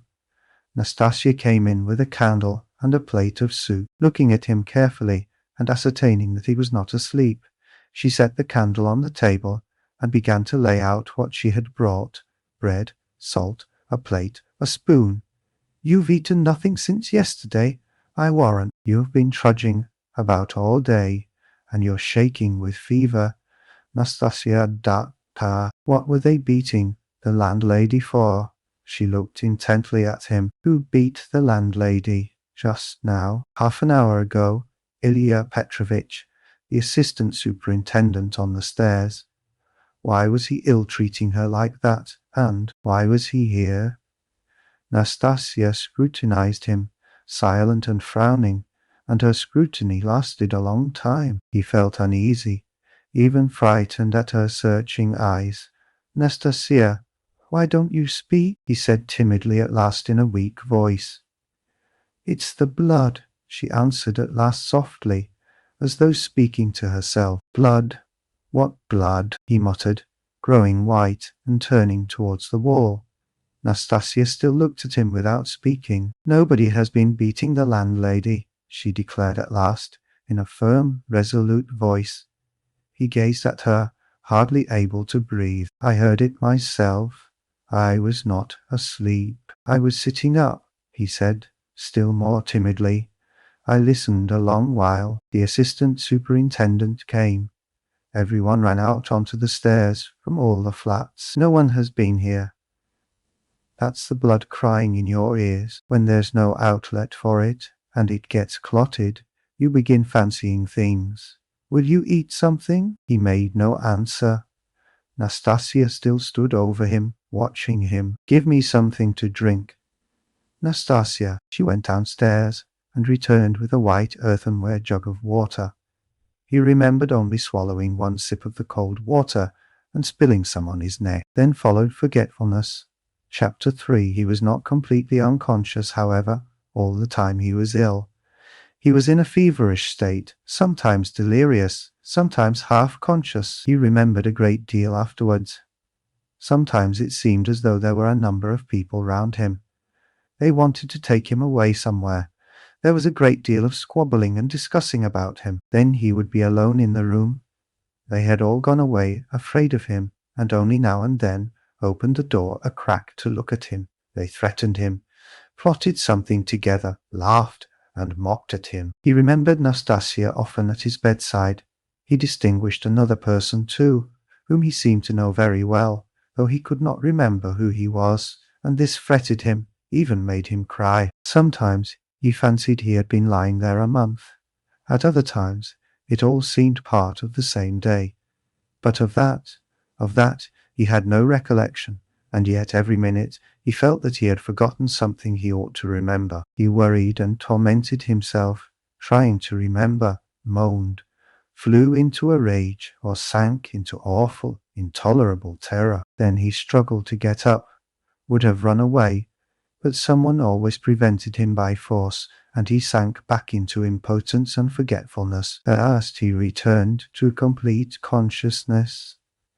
It happened at 10 o'clock in the morning. On fine days, the sun shone into the room at that hour, throwing a streak of light on the right wall and the corner near the door.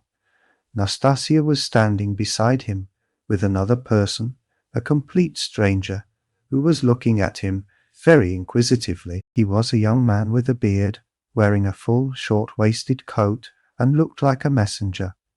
The landlady was peeping in at the half-opened door. Raskolnikov sat up. "Who is this, Nastasia?" he asked, pointing to the young man. "I say, he's himself again," she said. "He is himself," echoed the man, concluding that he had returned to his senses. The landlady closed the door and disappeared. She was always shy and dreaded conversations or discussions. She was a woman of 40, not at all bad-looking, fat and buxom, with black eyes and eyebrows, good-natured from fatness and laziness, and absurdly bashful. "Are you?" he went on, addressing the man, but at that moment the door was flung open, and stooping a little, as he was so tall, Razumihin came in. "What a cabin it is!" he cried. "I am always knocking my head. You call this a lodging? So you are conscious, brother? I've just heard the news from Pashenka." "He has just come to," said Nastasia. "Just come to," echoed the man again, with a smile. "And who are you?" Razumihin asked, suddenly addressing him. "My name is Razumihin, at your service. Not Razumin, as I am always called, but Razumihin, a student and gentleman, and he is my friend." "And who are you?" "I am the messenger from our office, from the merchant Shelopev, and I've come on business." "Please, sit down." Razumihin seated himself on the other side of the table. "It's a good thing you've come to, brother," he went on to Raskolnikov. "For the last 4 days you have scarcely eaten or drunk anything. We had to give you tea in spoonfuls. I brought Zosimov to see you twice. You remember Zosimov? He examined you carefully and said at once it was nothing serious. Something seemed to have gone to your head. Some nervous nonsense, the result of bad feeding. He says you have not had enough beer and radish, but it's nothing much. It will pass, and you will be all right. Zosimov is a first-rate fellow. He is making quite a name. Come, I won't keep you," he said, addressing the man again. "Will you explain what you want? You must know, Rodya, this is the second time they have sent from the office. It was another man last time, and I talked to him. Who was it came before?" "That was the day before yesterday," I ventured to say. "If you please, sir." "That was Alexei Semyonovitch. He is in our office too. He was more intelligent than you. Don't you think so?" "Yes, indeed, sir. He is of more weight than I am." "Quite so. Go on." "At your mamma's request, through Afanasy Ivanovitch Varushin, of whom I presume you have heard more than once, a remittance is sent to you from our office," the man began, addressing Raskolnikov. "If you are in an intelligible condition, I have 35 roubles to remit to you, as Semyon Semyonovitch has received from Afanasy Ivanovitch, at your mamma's request, instructions to that effect, as on previous occasions. Do you know him, sir?" "Yes, I remember. Varushin," Raskolnikov said dreamily. "You hear? He knows Varushin," cried Razumihin. "He is in an intelligible condition. And I see you are an intelligent man too. Well, it's always pleasant to hear words of wisdom. That's the gentleman, Varushin, Afanasy Ivanovitch, and at the request of your mamma, who has sent you a remittance once before in the same manner through him, he did not refuse this time also, and sent instructions to Semyon Semyonovitch some days since to hand you 35 roubles in the hope of better to come. That hoping for better to come is the best thing you've said, though your mamma is not bad either. Come then, what do you say? Is he fully conscious, eh? That's all right, if only he can sign this little paper. He can scrawl his name. Have you got the book? Yes, here's the book. Give it to me. Here, Rodya, sit up. I'll hold you. Take the pen and scribble, Raskolnikov, for him. For just now, brother, money is sweeter to us than treacle. I don't want it, said Raskolnikov, pushing away the pen. Not want it? I won't sign it. How the devil can you do without signing it? I don't want the money. Don't want the money. Come, brother, that's nonsense. I bear witness. Don't trouble, please. It's only that he is on his travels again. But that's pretty common with him at all times, though. You are a man of judgment, and we will take him in hand. That is, more simply, take his hand, and he will sign it. Here, but I can come another time. No, no, why should we trouble you? You are a man of judgment. Now, Rodya, don't keep your visitor. You see he is waiting. And he made ready to hold Raskolnikov's hand in earnest. Stop, I'll do it alone, said the latter, taking the pen and signing his name. The messenger took out the money and went away. Bravo! And now, brother, are you hungry?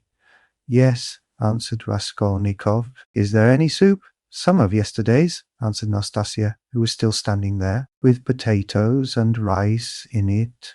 Yes, I know it by heart.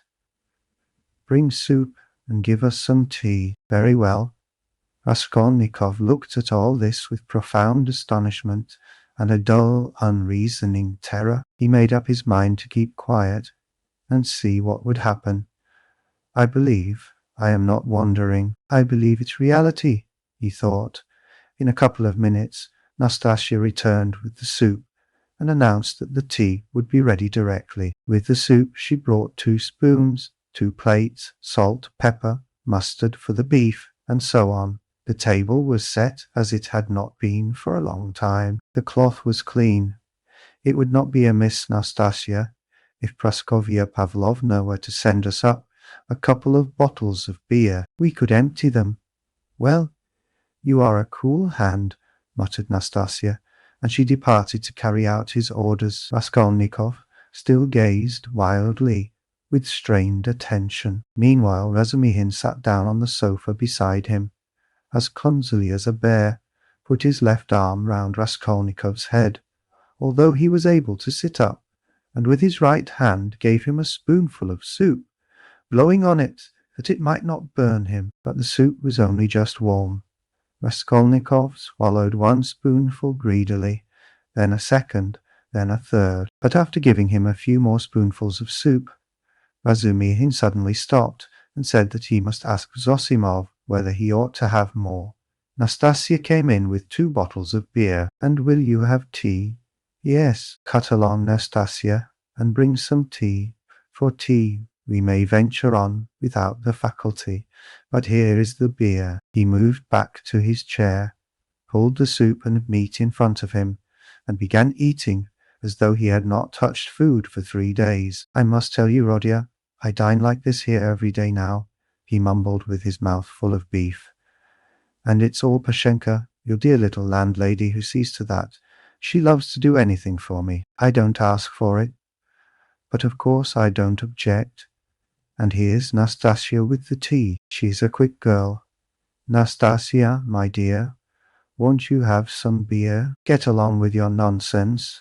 A cup of tea, then. A cup of tea, maybe. Pour it out. Stay, I'll pour it out myself. Sit down. He poured out 2 cups, left his dinner, and sat on the sofa again. As before, he put his left arm round the sick man's head, raised him up, and gave him tea in spoonfuls, again blowing each spoonful steadily and earnestly, as though this process was the principal and most effective means towards his friend recovery. Raskolnikov said nothing and made no resistance, though he felt quite strong enough to sit up on the sofa without support, and could not merely have held a cup or a spoon, but even perhaps could have walked about. But from some queer, almost animal cunning, he conceived the idea of hiding his strength and lying low for a time, pretending if necessary not to be yet in full possession of his faculties, and meanwhile listening to find out what was going on. Yet he could not overcome his sense of repugnance.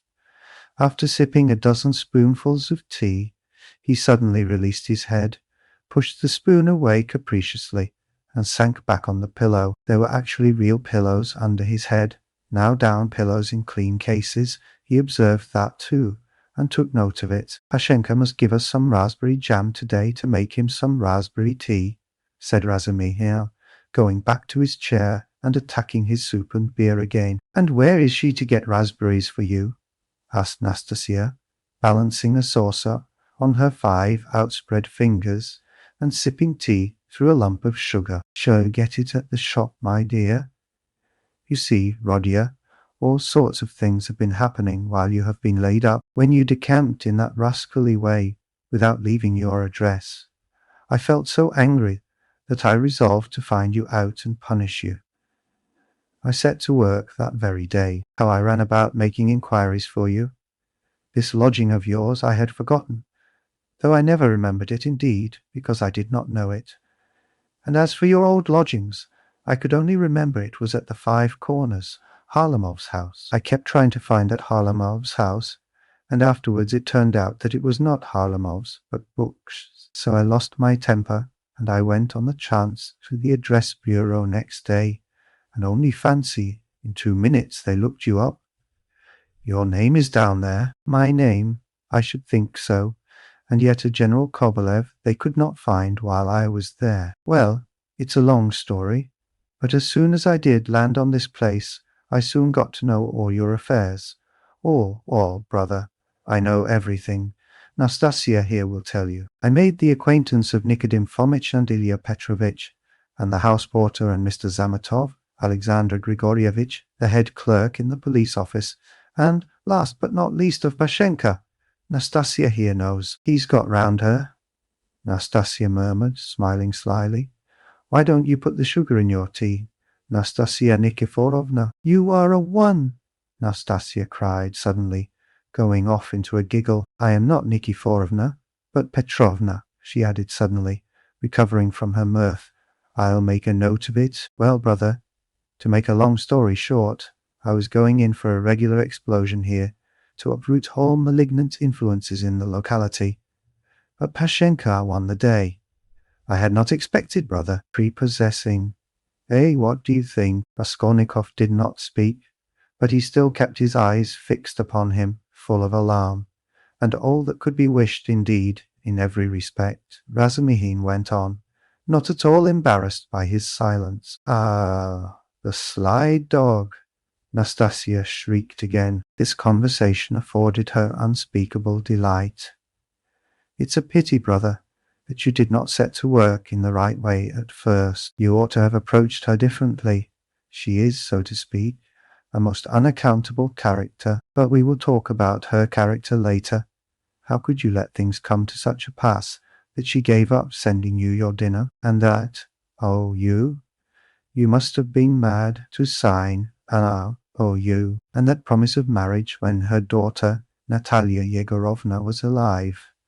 I know all about it, but I see That's a delicate matter, and I am an ass. Forgive me. But talking of foolishness, do you know Praskovya Pavlovna is not nearly so foolish as you would think at first sight? No, mumbled Raskolnikov, looking away, but feeling that it was better to keep up the conversation. She isn't, is she? Cried Razumihin, delighted to get an answer out of him. But she is not very clever either, eh? She is essentially an unaccountable character. I am sometimes quite at a loss, I assure you. She must be 40. She says she is 36, and of course she has every right to say so. But I swear I judge her intellectually, simply from the metaphysical point of view. There is a sort of symbolism sprung up between us, a sort of algebra, or what not. I don't understand it. Well, that's all nonsense, only seeing that you are not a student now, and have lost your lessons and your clothes, and that through the young lady's death, she has no need to treat you as a relation. She suddenly took fright, and as you hid in your den and dropped all your old relations with her, she planned to get rid of you, and she's been cherishing that design a long time, but was sorry to lose the Yayu, for you assured her yourself that your mother would pay. It was base of me to say that. My mother herself is almost a beggar, and I told a lie to keep my lodging and be fed, Raskolnikov said loudly and distinctly. Yes, you did very sensibly. But the worst of it is that at that point Mr. Baron Shebarov turns up, a businessman. Pashenka would never have thought of doing anything on her own account. She is too retiring. But the businessman is by no means retiring, and first thing he puts the question, is there any hope of realizing the IOU? Answer, there is, because he has a mother who would save her Rodia with her 125 rubles pension if she has to starve herself, and a sister too who would go into bondage for his sake. That's what he was building upon. Why do you start? I know all the ins and outs of your affairs now, my dear boy. It's not for nothing that you were so open with Pashenka when you were her prospective son-in-law, and I say all this as a friend. But I tell you what it is. An honest and sensitive man is open, and a businessman listens and goes on eating you up. Well, then she gave the IOU by way of payment to this Chebarov, and without hesitation he made a formal demand for payment. When I heard of all this, I wanted to blow him up too, to clear my conscience. But by that time harmony reigned between me and Pashenka, and I insisted on stopping the whole affair, engaging that you would pay. I went security for you, brother. Do you understand? We called Shebarov, flung him 10 rubles, and got the IOU back from him. And here I have the honor of presenting it to you. She trusts your word now. Here, take it, you see, I have torn it. Razumihin put the note on the table. Raskolnikov looked at him and turned to the wall without uttering a word. Even Razumihin felt a twinge. I see, brother, he said a moment later, that I have been playing the fool again. I thought I should amuse you with my chatter, and I believe I have only made you cross. Was it you I did not recognize when I was delirious? Raskolnikov asked, after a moment's pause, without turning his head. Yes, and you flew into a rage about it, especially when I brought Zametov one day. Zametov, the head clerk? What for? Raskolnikov turned round quickly and fixed his eyes on Razumihin. What's the matter with you? What are you upset about? He wanted to make your acquaintance because I talked to him a lot about you. How could I have found out so much except from him? He's a capital fellow, brother, first rate, in his own way, of course. Now we are friends, see each other almost every day. I have moved into this part, you know. I have only just moved. I've been with him to Louise Ivanovna once or twice. Do you remember Louise Ivanovna? Did I say anything in delirium?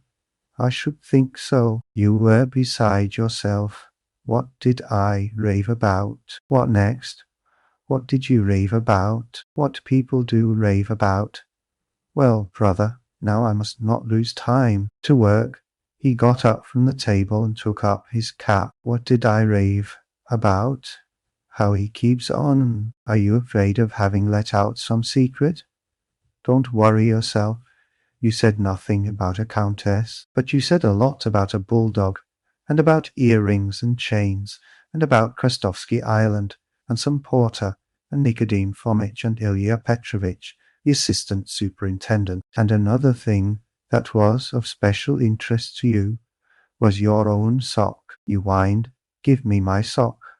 Zamitov hunted all about your room for your socks, and with his own scented, ring-bedecked fingers he gave you the rag, and only then were you comforted, and for the next 24 hours you held the wretched thing in your hand. We could not get it from you. It is most likely somewhere under your quilt at this moment. And then you asked so piteously for fringe for your trousers. We tried to find out what sort of fringe, but we could not make it out. Now to business. Here are 35 roubles. I take 10 of them, and shall give you an account of them in an hour or two. I will let Zosimov know at the same time, though he ought to have been here long ago, for it is nearly 12. And you, Nastasia, look in pretty often while I am away to see whether he wants a drink or anything else. And I will tell Pashenka what is wanted myself. Goodbye. He calls her Pashenka. Ah, he's a deep one, said Nastasia as he went out. Then she opened the door and stood listening, but could not resist running downstairs after him. She was very eager to hear what he would say to the landlady. She was evidently quite fascinated by Razumihin. No sooner had she left the room than the sick man flung off the bedclothes and leapt out of bed like a madman. With burning, twitching impatience, he had waited for them to be gone so that he might set to work. But to what work? Now, as though to spite him, it eluded him. Good God, only tell me one thing. Do they know of it yet or not? What if they know it and are only pretending, mocking me while I am laid up? And then they will come in and tell me that it's been discovered long ago, and that they have only. What am I to do now? That's what I've forgotten, as though on purpose. Forgotten it all at once. I remembered a minute ago. He stood in the middle of the room and gazed in miserable bewilderment about him. He walked to the door, opened it, listened, but that was not what he wanted. Suddenly, as though recalling something, he rushed to the corner where there was a hole under the paper, began examining it, put his hand into the hole, fumbled, but that was not it. He went to the stove, opened it, and began rummaging in the ashes. The frayed edges of his trousers and the rags, cut off his pocket, were lying there, just as he had thrown them. No one had looked then. Then he remembered the sock about which Razumihin had just been telling him. Yes, there it lay on the sofa under the quilt. But it was so covered with dust and grime that Zamitov could not have seen anything on it. Bah, Zamitov, the police office. And why am I sent for to the police office? Where's the notice? Bah, I am mixing it up. That was then. I looked at my sock then too, but now I have been ill. But what did Zamitov come for? Why did Razumihin bring him? He muttered, helplessly sitting on the sofa again. What does it mean? Am I still in delirium, or is it real? I believe it is real. Ah, I remember. I must escape. Make haste to escape. Yes, I must. I must escape. Yes, but where? And where are my clothes? I've no boots. They've taken them away. They've hidden them. I understand. Ah, here is my coat. They passed that over. And here is money on the table. Thank God. And here's the IOU. I'll take the money and go and take another lodging. They won't find me. Yes, but the address bureau, they'll find me. Razumihin will find me. Better escape altogether, far away, to America, and let them do their worst, and take the IOU. It would be of use there. What else shall I take? They think I am ill. They don't know that I can walk. Ha ha! I could see by their eyes that they know all about it. If only I could get downstairs. And what if they have set a watch there? Policeman, what's this tea? Ah, and here is beer left, half a bottle cold. He snatched up the bottle, which still contained a glassful of beer, and gulped it down with relish, as though quenching a flame in his breast. But in another minute the beer had gone to his head, and a faint and even pleasant shiver ran down his spine. He lay down and pulled the quilt over him. His sick and incoherent thoughts grew more and more disconnected, and soon a light, pleasant drowsiness came upon him. With a sense of comfort he nestled his head into the pillow, wrapped more closely about him the soft wadded quilt which had replaced the old ragged greatcoat, sighed softly, and sank into a deep sound, refreshing sleep. He woke up, hearing someone come in. He opened his eyes and saw Razumihin standing in the doorway, uncertain whether to come in or not. Raskolnikov sat up quickly on the sofa and gazed at him, as though trying to recall something. You are not asleep. Here I am. Nastasia, bring in the parcel," Razumihin shouted down the stairs. "You shall have the account directly." "What time is it?" asked Raskolnikov, looking round uneasily. "Yes, you had a fine sleep, brother. It's almost evening. It will be 6 o'clock directly." "You have slept more than 6 hours." "Good heavens, have I? And why not? It will do you good." "What's the hurry? A tryst, is it? We've all time before us. I've been waiting for the last 3 hours for you. I've been up twice and found you asleep. I've called on Zosimov twice. Not at home, only fancy. But no matter, he will turn up. And I've been out on my own business too. You know, I've been moving today, moving with my uncle. I have an uncle living with me now, but that's no matter to business. Give me the parcel, Nastasia. We will open it directly. And how do you feel now, brother? I am quite well. I am not ill. Razumihin, have you been here long? I tell you, I've been waiting for the last 3 hours. No, before. How do you mean? How long have you been coming here? Why, I told you all about it this morning. Don't you remember? Raskolnikov pondered. The morning seemed like a dream to him. He could not remember alone, and looked inquiringly at Razumihin. Said the latter. He has forgotten. I fancied then that you were not quite yourself. Now you are better for your sleep. You really look much better. First rate. Well, to business. Look here, my dear boy. He began untying the bundle, which evidently interested him. Believe me, brother, this is something specially near my heart, for we must make a man of you. Let's begin from the top. Do you see this cap? He said, taking out of the bundle a fairly good, though cheap and ordinary cap. Let me try it on. Presently afterwards, said Raskolnikov, waving it off pettishly. Come, Rodion, my boy, don't oppose it. Afterwards will be too late, and I shan't sleep all night, for I bought it by guess without measure. Just right, he cried triumphantly, fitting it on. Just your size. A proper head covering is the first thing in dress, and a recommendation in its own way. Tolstyakov, a friend of mine, is always obliged to take off his pudding basin when he goes into any public place, where other people wear their hats or caps. People think he does it from slavish politeness, but it's simply because he's ashamed of his bird's nest. He's such a boastful fellow. Look, Nastasia, here are 2 specimens of headgear. This palmerston he took from the corner Raskolnikov's old, battered hat, which for some unknown reason he called a palmerston. Or this jewel. Guess the price, Rodya? What do you suppose I paid for it, Nastasia? He said, turning to her, seeing that Raskolnikov did not speak. 20 kopecks, no more, I dare say, answered Nastasia. 20 kopecks, silly, he cried, offended. Why, nowadays you would cost more than that. 80 kopecks, and that only because it has been worn, and it's bought on condition that when it's worn out, they will give you another next year?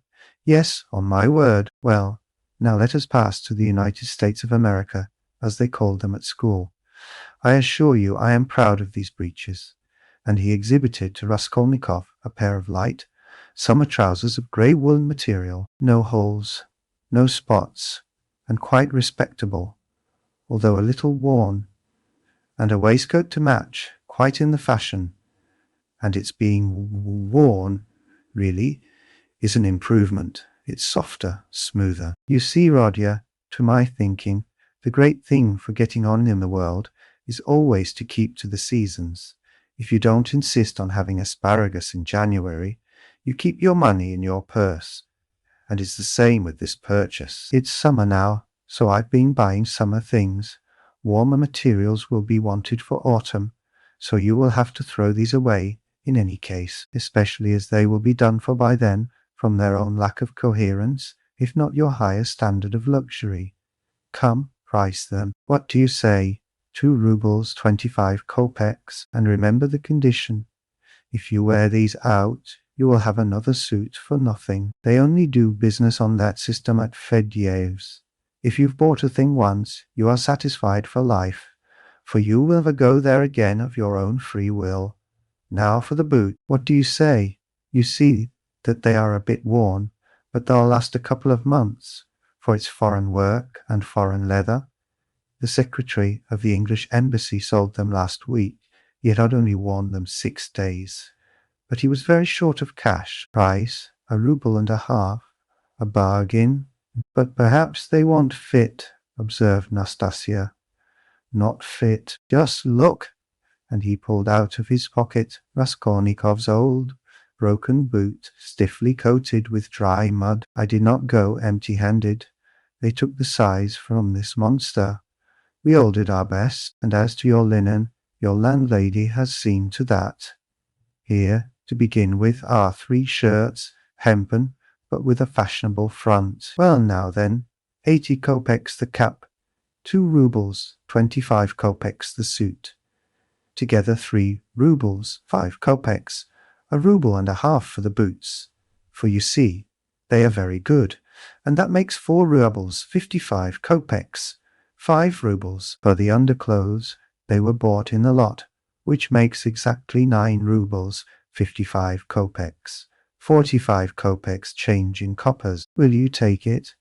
And so, Rodya, you are set up with a complete new rig-out, for your overcoat will serve, and even has a style of its own. That comes from getting one's clothes from Sharmas. As for your socks and other things, I leave them to you. We've 25 rubles left, and as for Pashenka and paying for your lodging, don't you worry. I tell you she'll trust you for anything. And now, brother, let me change your linen, for I dare say you will throw off your illness with your shirt. Let me be. I don't want to. Raskolnikov waved him off. He had listened with disgust to Razumihin's efforts to be playful about his purchases. Come, brother, don't tell me I've been trudging around for nothing, Razumihin insisted. Nastasia, don't be bashful, but help me, that's it. And in spite of Raskolnikov's resistance, he changed his linen. The latter sank back on the pillows and for a minute or two said nothing. It will be long before I get rid of them, he thought. What money was all that bought with? He asked at last, gazing at the wall. Money, money. Why, your own. What the messenger brought from Varushin. Your mother sent it.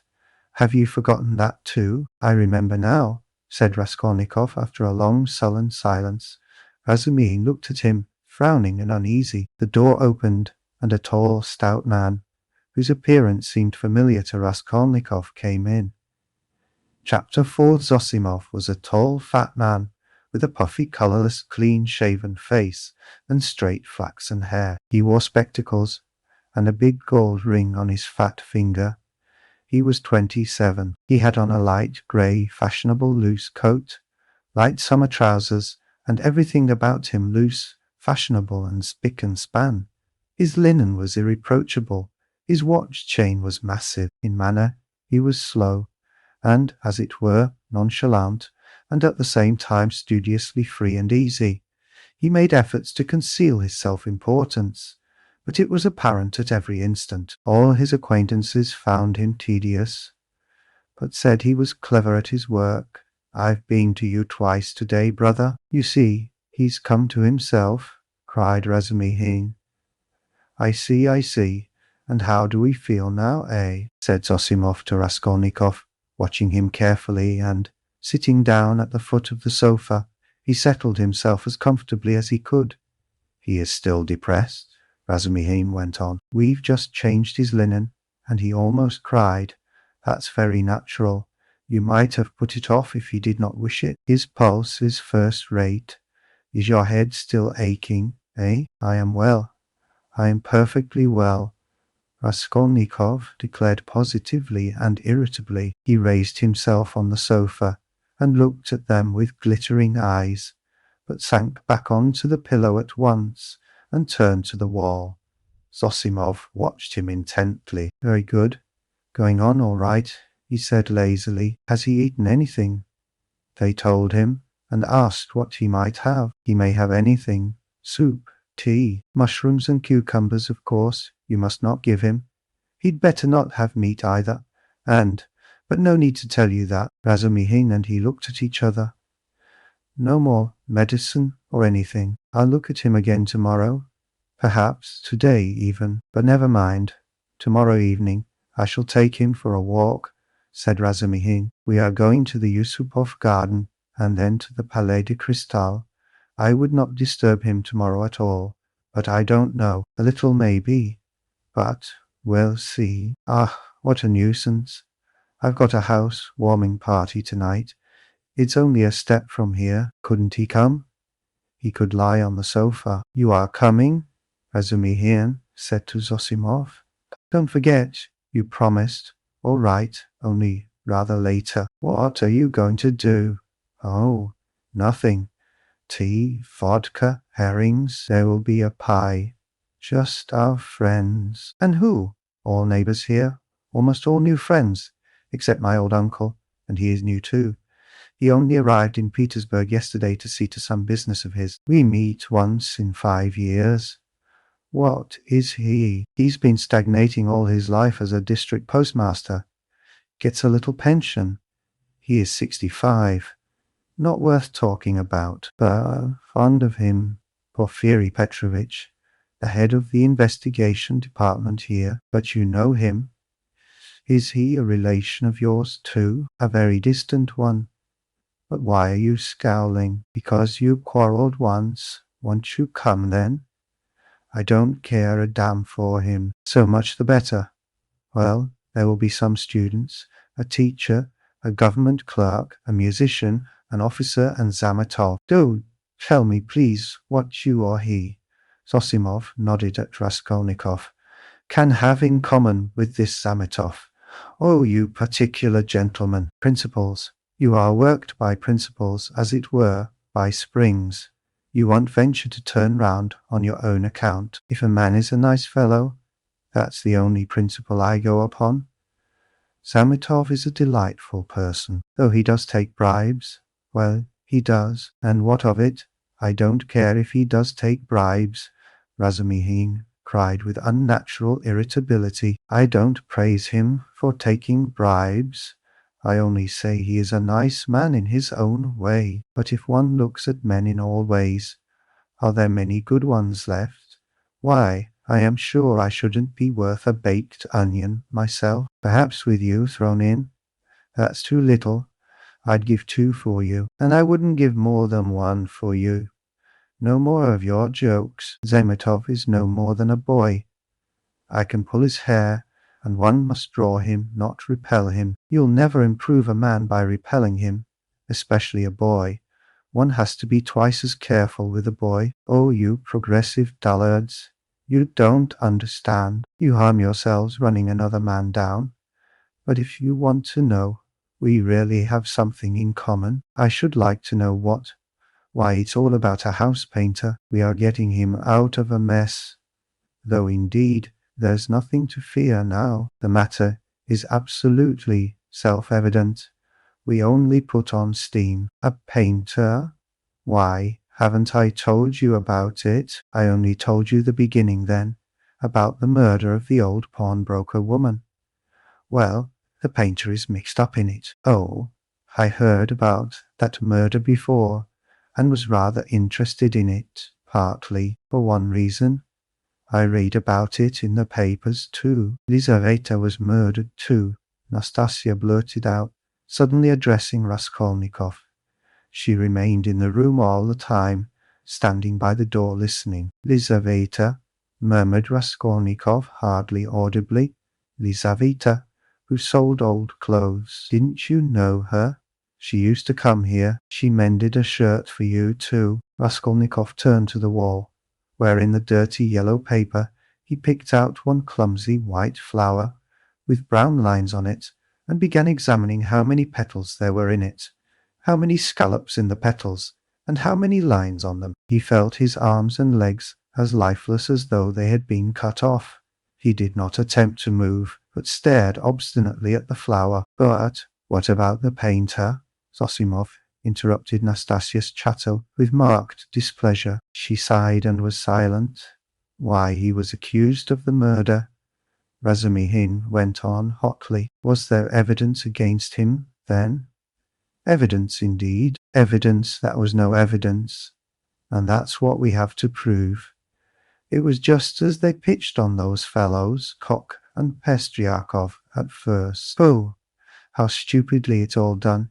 It makes one sick, though it's not one's business. Pestryakov may be coming tonight. By the way, Rodia, you've heard about the business already. It happened before you were ill, the day before you fainted at the police office, while they were talking about it. Zosimov looked curiously at Raskolnikov. He did not stir. But I say, Razumihin, I wonder at you. What a busybody you are, Zosimov observed. Maybe I am, but we will get him off anyway, shouted Razumihin, bringing his fist down on the table. What's the most offensive is not their lying. One can always forgive lying. Lying is a delightful thing, for it leads to truth. What is offensive is that they lie and worship their own lying. I respect Porfiry, but what threw them out at first? The door was locked, and when they came back with the porter, it was open. So it followed that Kok and Pestryakov were the murderers. That was their logic. But don't excite yourself. They simply detained them. They could not help that. And by the way, I've met that man Kok. He used to buy unredeemed pledges from the old woman. Yes, he is a swindler. He buys up bad debts too. He makes a profession of it. But enough of him. Do you know what makes me angry? It's their sickening, rotten, petrified routine. And this case might be the means of introducing a new method. One can show from the psychological data alone how to get on the track of the real man. We have facts, they say, but facts are not everything. At least half the business lies in how you interpret them. Can you interpret them then? Anyway, one can't hold one's tongue when one has a feeling, a tangible feeling, that one might be a help if only. Hey, do you know the details of the case? I am waiting to hear about the painter. Oh yes.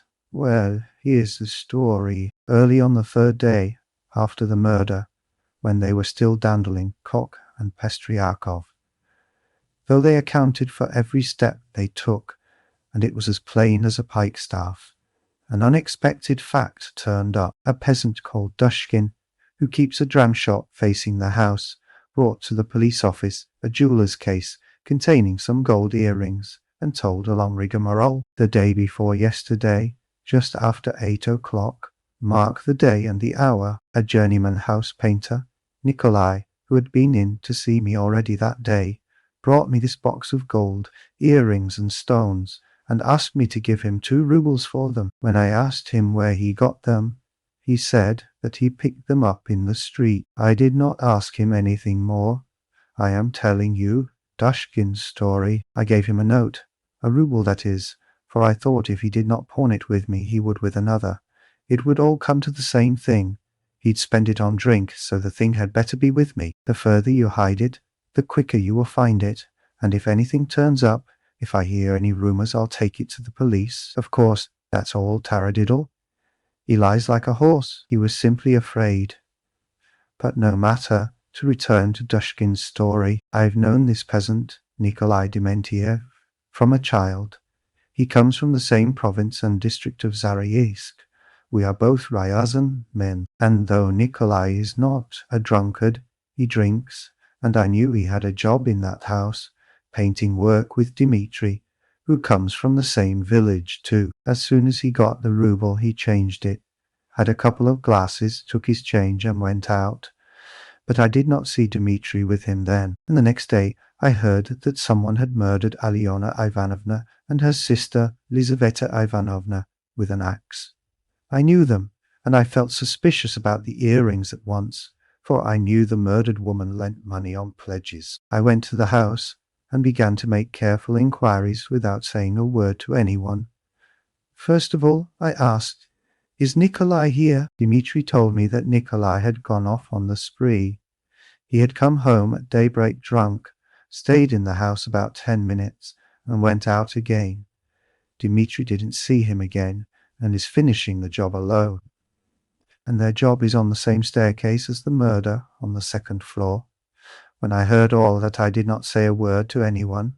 That's Dushkin's tale. But I found out what I could about the murder, and went home feeling as suspicious as ever. And at 8 o'clock this morning, that was the third day, you understand, I saw Nikolai coming in, not sober, though not to say very drunk. He could understand what was said to him.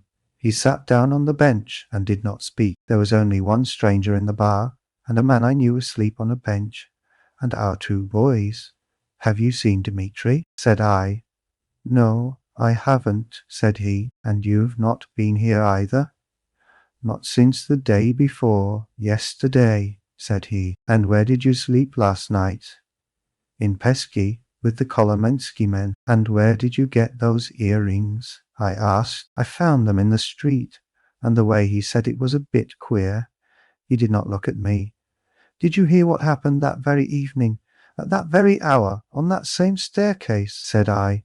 "No," said he. I had not heard, and all the while he was listening. His eyes were staring out of his head, and he turned as white as chalk. I told him all about it, and he took his hat and began getting up. I wanted to keep him. "Wait a bit, Nikolai," said I. "Won't you have a drink?" And I signed to the boy to hold the door, and I came out from behind the bar, but he darted out and down the street to the turning at a run. I have not seen him since. Then my doubts were at an end. It was his doing, as clear as could be. "I should think so," said Zosimov. "Wait. Here, the end. Of course they sought high and low for Nikolai. They detained Dushkin and searched his house. Dmitri, too, was arrested. The Kolomensky men also were turned inside out, and the day before yesterday they arrested Nikolai in a tavern at the end of the town.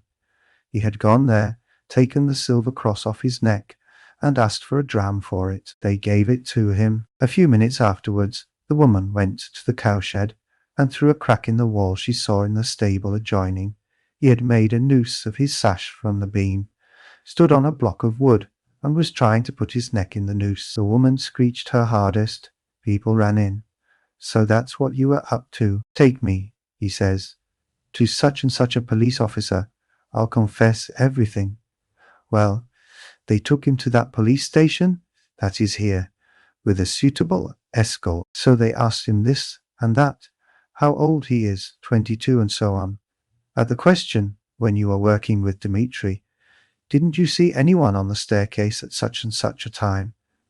Answer, to be sure, folks may have gone up and down, but I did not notice them. And didn't you hear anything, any noise, and so on? We heard nothing special. And did you hear, Nikolai, that on the same day widow so-and-so and her sister were murdered and robbed? I never knew a thing about it.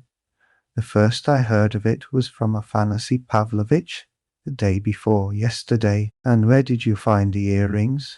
I found them on the pavement. Why didn't you go to work with Dmitri the other day? Because I was drinking. And where were you drinking? Oh, in such and such a place. Why did you run away from Dushkin's? Because I was awfully frightened. What were you frightened of? That I should be accused. How could you be frightened if you felt free from guilt? Now, Zosimov, you may not believe me. That question was put literally in those words. I know it for a fact. It was repeated to me exactly. What do you say to that? Well, anyway, here's the evidence. I am not talking of the evidence now. I am talking about that question, of their own idea of themselves. Well, so they squeezed and squeezed him, and he confessed. I did not find it in the street, but in the flat where I was painting with Dmitri. And how was that? Why, Dmitri and I were painting there all day, and we were just getting ready to go, and Dmitri took a brush and painted my face, and he ran off and I after him. I ran after him, shouting my hardest, and at the bottom of the stairs I ran right against the porter and some gentlemen. And how many gentlemen were there, I don't remember. And the porter swore at me. And the other porter swore too, and the porter's wife came out and swore at us too. And a gentleman came into the entry with a lady, and he swore at us too. For Dmitri and I lay right across the way. I got hold of Dmitri's hair and knocked him down and began beating him. And Dmitri too caught me by the hair and began beating me. But we did it all not for temper, but in a friendly way, for sport. And then Dmitri escaped and ran into the street, and I ran after him. But I did not catch him, and went back to the flat alone. I had to clear up my thing. I began putting them together, expecting Dmitri to come, and there in the passage, in the corner, by the door, I stepped on the box. I saw it lying there, wrapped up in paper. I took off the paper, saw some little hooks, undid them, and in the box were the earrings, behind the door, lying behind the door, behind the door. Raskolnikov cried suddenly, staring with a blank look of terror at Razumihin, and he slowly sat up on the sofa, leaning on his hand. Ah, yes. Why? What's the matter? Neo showed. What's wrong? Razumihin, too, got up from his seat. Nothing, Raskolnikov answered faintly, turning to the wall. All was silent for a while. He must have waked from a dream, Razumihin said at last, looking inquiringly at Zosimov. The latter slightly shook his head. Well, go on, said Zosimov. What next? What next? As soon as he saw the earrings, forgetting Dmitri and everything, he took up his cap and ran to Dushkin, and as we know, got a rouble from him. He told a lie saying he found them in the street, and went off drinking. He keeps repeating his old story about the murder. I know nothing of it, never heard of it till the day before yesterday. And why didn't you come to the police till now? I was frightened. And why did you try to hang yourself? From anxiety? What anxiety? That I should be accused of it. Well, that's the whole story. And now, what do you suppose they deduced from that? Why, there's no supposing. There's a clue, such as it is. A fact. You wouldn't have your painter set free. No, they've simply taken him for the murderer. They haven't a shadow of doubt. That's nonsense. You are excited. And what about the earrings? You must admit that, if on the very same day, and our earrings from the old woman's box have come into Nikolai's hands, they must have come there somehow. That's a good deal in such a case. How did they get there? How did they get there? Cried Razumihin. How can you, a doctor, whose duty it is to study man, and who has more opportunity than anyone else for studying human nature, how can you fail to see the character of the man in the whole story? Don't you see at once that the answers he has given in the examination are the holy truth? They came into his hand precisely as he has told us. He stepped on the box and picked it up. The holy truth. But didn't he own himself that he told a lie at first? Listen to me. Listen attentively. The porter and cook, and Pestryakov, and the other porter, and the wife of the first porter, and the woman who was sitting in the porter's lodge, and the man Kryukov, who had just got out of a cab at that minute, and went in at the entry with a lady on his arm.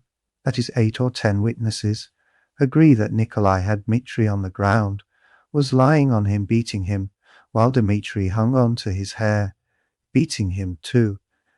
They lay right across the way, blocking the thoroughfare. They were sworn at on all sides, while they, like children, the very words of the witnesses were falling over one another, squealing, fighting and laughing with the funniest faces, and, chasing one another like children, they ran into the street. Now, take careful note. The bodies upstairs were warm, you understand, warm when they found them.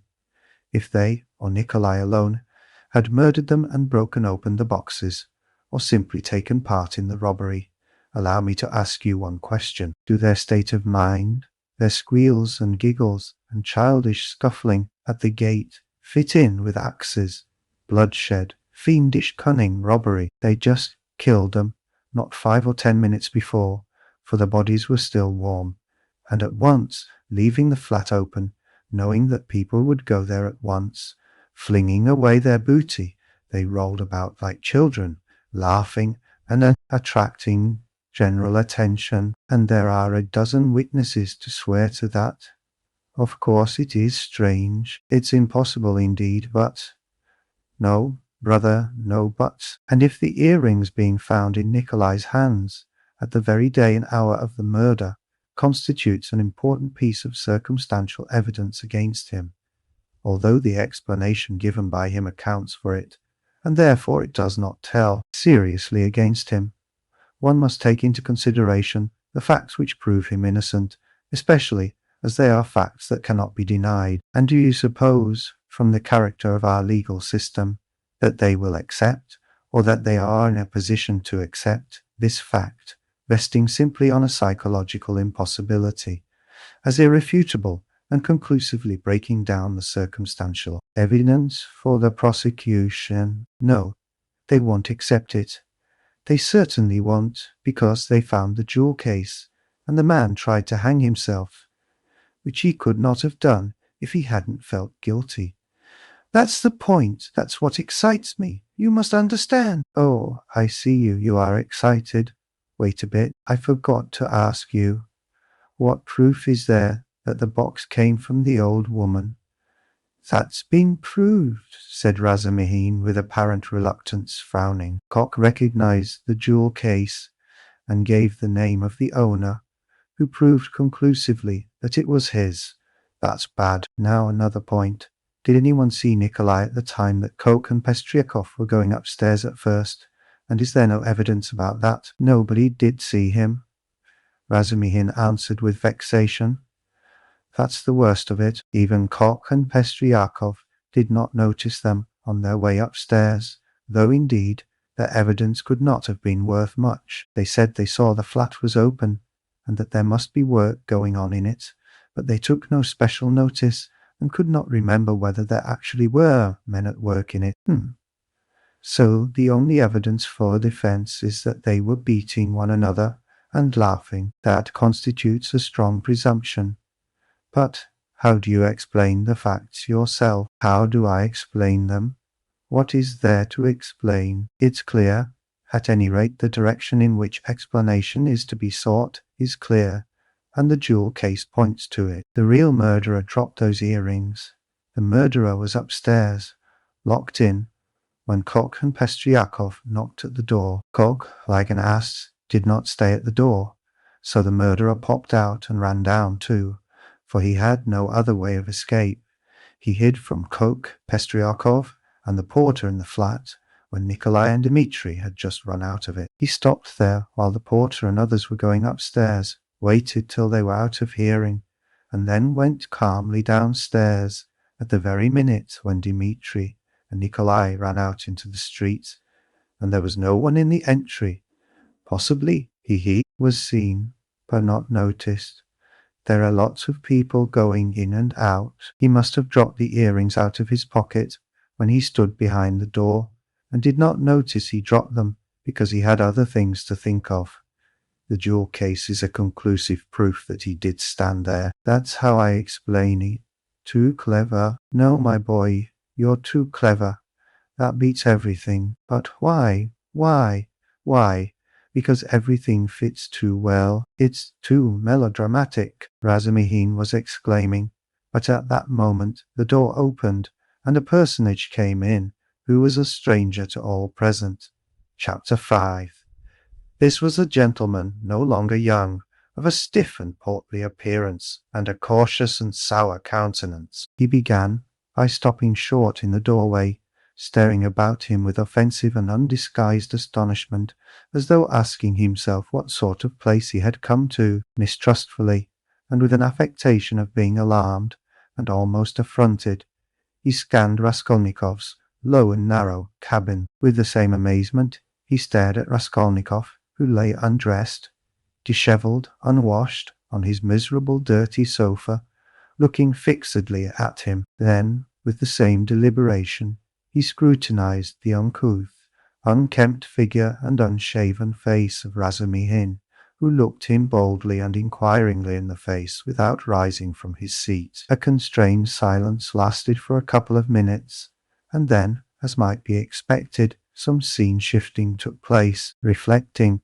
probably from certain fairly unmistakable signs, that he would get nothing in this cabin by attempting to overawe them, the gentleman softened somewhat, and civilly, though with some severity, emphasizing every syllable of his question, addressed Zosimov. I, Rodion Romanovich Raskolnikov, a student, or formerly a student. Zosimov made a slight movement, and would have answered had not Razumihin anticipated him. Here he is lying on the sofa. What do you want? This familiar "What do you want?" seemed to cut the ground from the feet of the pompous gentleman. He was turning to Razumihin, but checked himself in time and turned to Zosimov again. "This is Raskolnikov," mumbled Zosimov, nodding towards him. Then he gave a prolonged yawn, opening his mouth as wide as possible. Then he lazily put his hand into his waistcoat pocket, pulled out a huge gold watch in a round hunter's case, opened it, looked at it, and as slowly and lazily proceeded to put it back. Raskolnikov himself lay without speaking, on his back, gazing persistently, though without understanding, at the stranger. Now that his face was turned away from the strange flower on the paper, he was extremely pale, and wore a look of anguish, as though he had just undergone an agonizing operation, or just been taken from the rack. But the newcomer gradually began to arouse his attention, then his wonder, then suspicion, and even alarm. When Zosimov said, "This is Raskolnikov," he jumped up quickly, sat on the sofa, and with an almost defiant, but weak and breaking, voice articulated, "Yes, I am Raskolnikov. What do you want?" The visitor scrutinized him and pronounced impressively, "Pyotr Petrovitch Luzhin. I believe I have reason to hope that my name is not wholly unknown to you." But Raskolnikov, who had expected something quite different, gazed blankly and dreamily at him, making no reply, as though he heard the name of Pyotr Petrovitch for the first time. "Is it possible that you can up to the present have received no information?" asked Pyotr Petrovitch, somewhat disconcerted. In reply, Raskolnikov sank languidly back on the pillow, put his hands behind his head, and gazed at the ceiling. A look of dismay came into Luzhin's face. Zosimov and Razumihin stared at him more inquisitively than ever, and at last he showed unmistakable signs of embarrassment. "I had presumed and calculated," he faltered, "that a letter posted more than 10 days, if not a fortnight ago." "I say, why are you standing in the doorway?" Razumihin interrupted suddenly. "If you've something to say, sit down. Nastasia and you are so crowded. Nastasia, make room. Here's a chair. Thread your way in." He moved his chair back from the table, made a little space between the table and his knees, and waited in a rather cramped position for the visitor to thread his way in. The minute was so chosen that it was impossible to refuse, and the visitor squeezed his way through, hurrying and stumbling. Reaching the chair, he sat down, looking suspiciously at Razumihin. "No need to be nervous. the latter blurted out. Rodya has been ill for the last 5 days and delirious for 3. But now he is recovering and has got an appetite.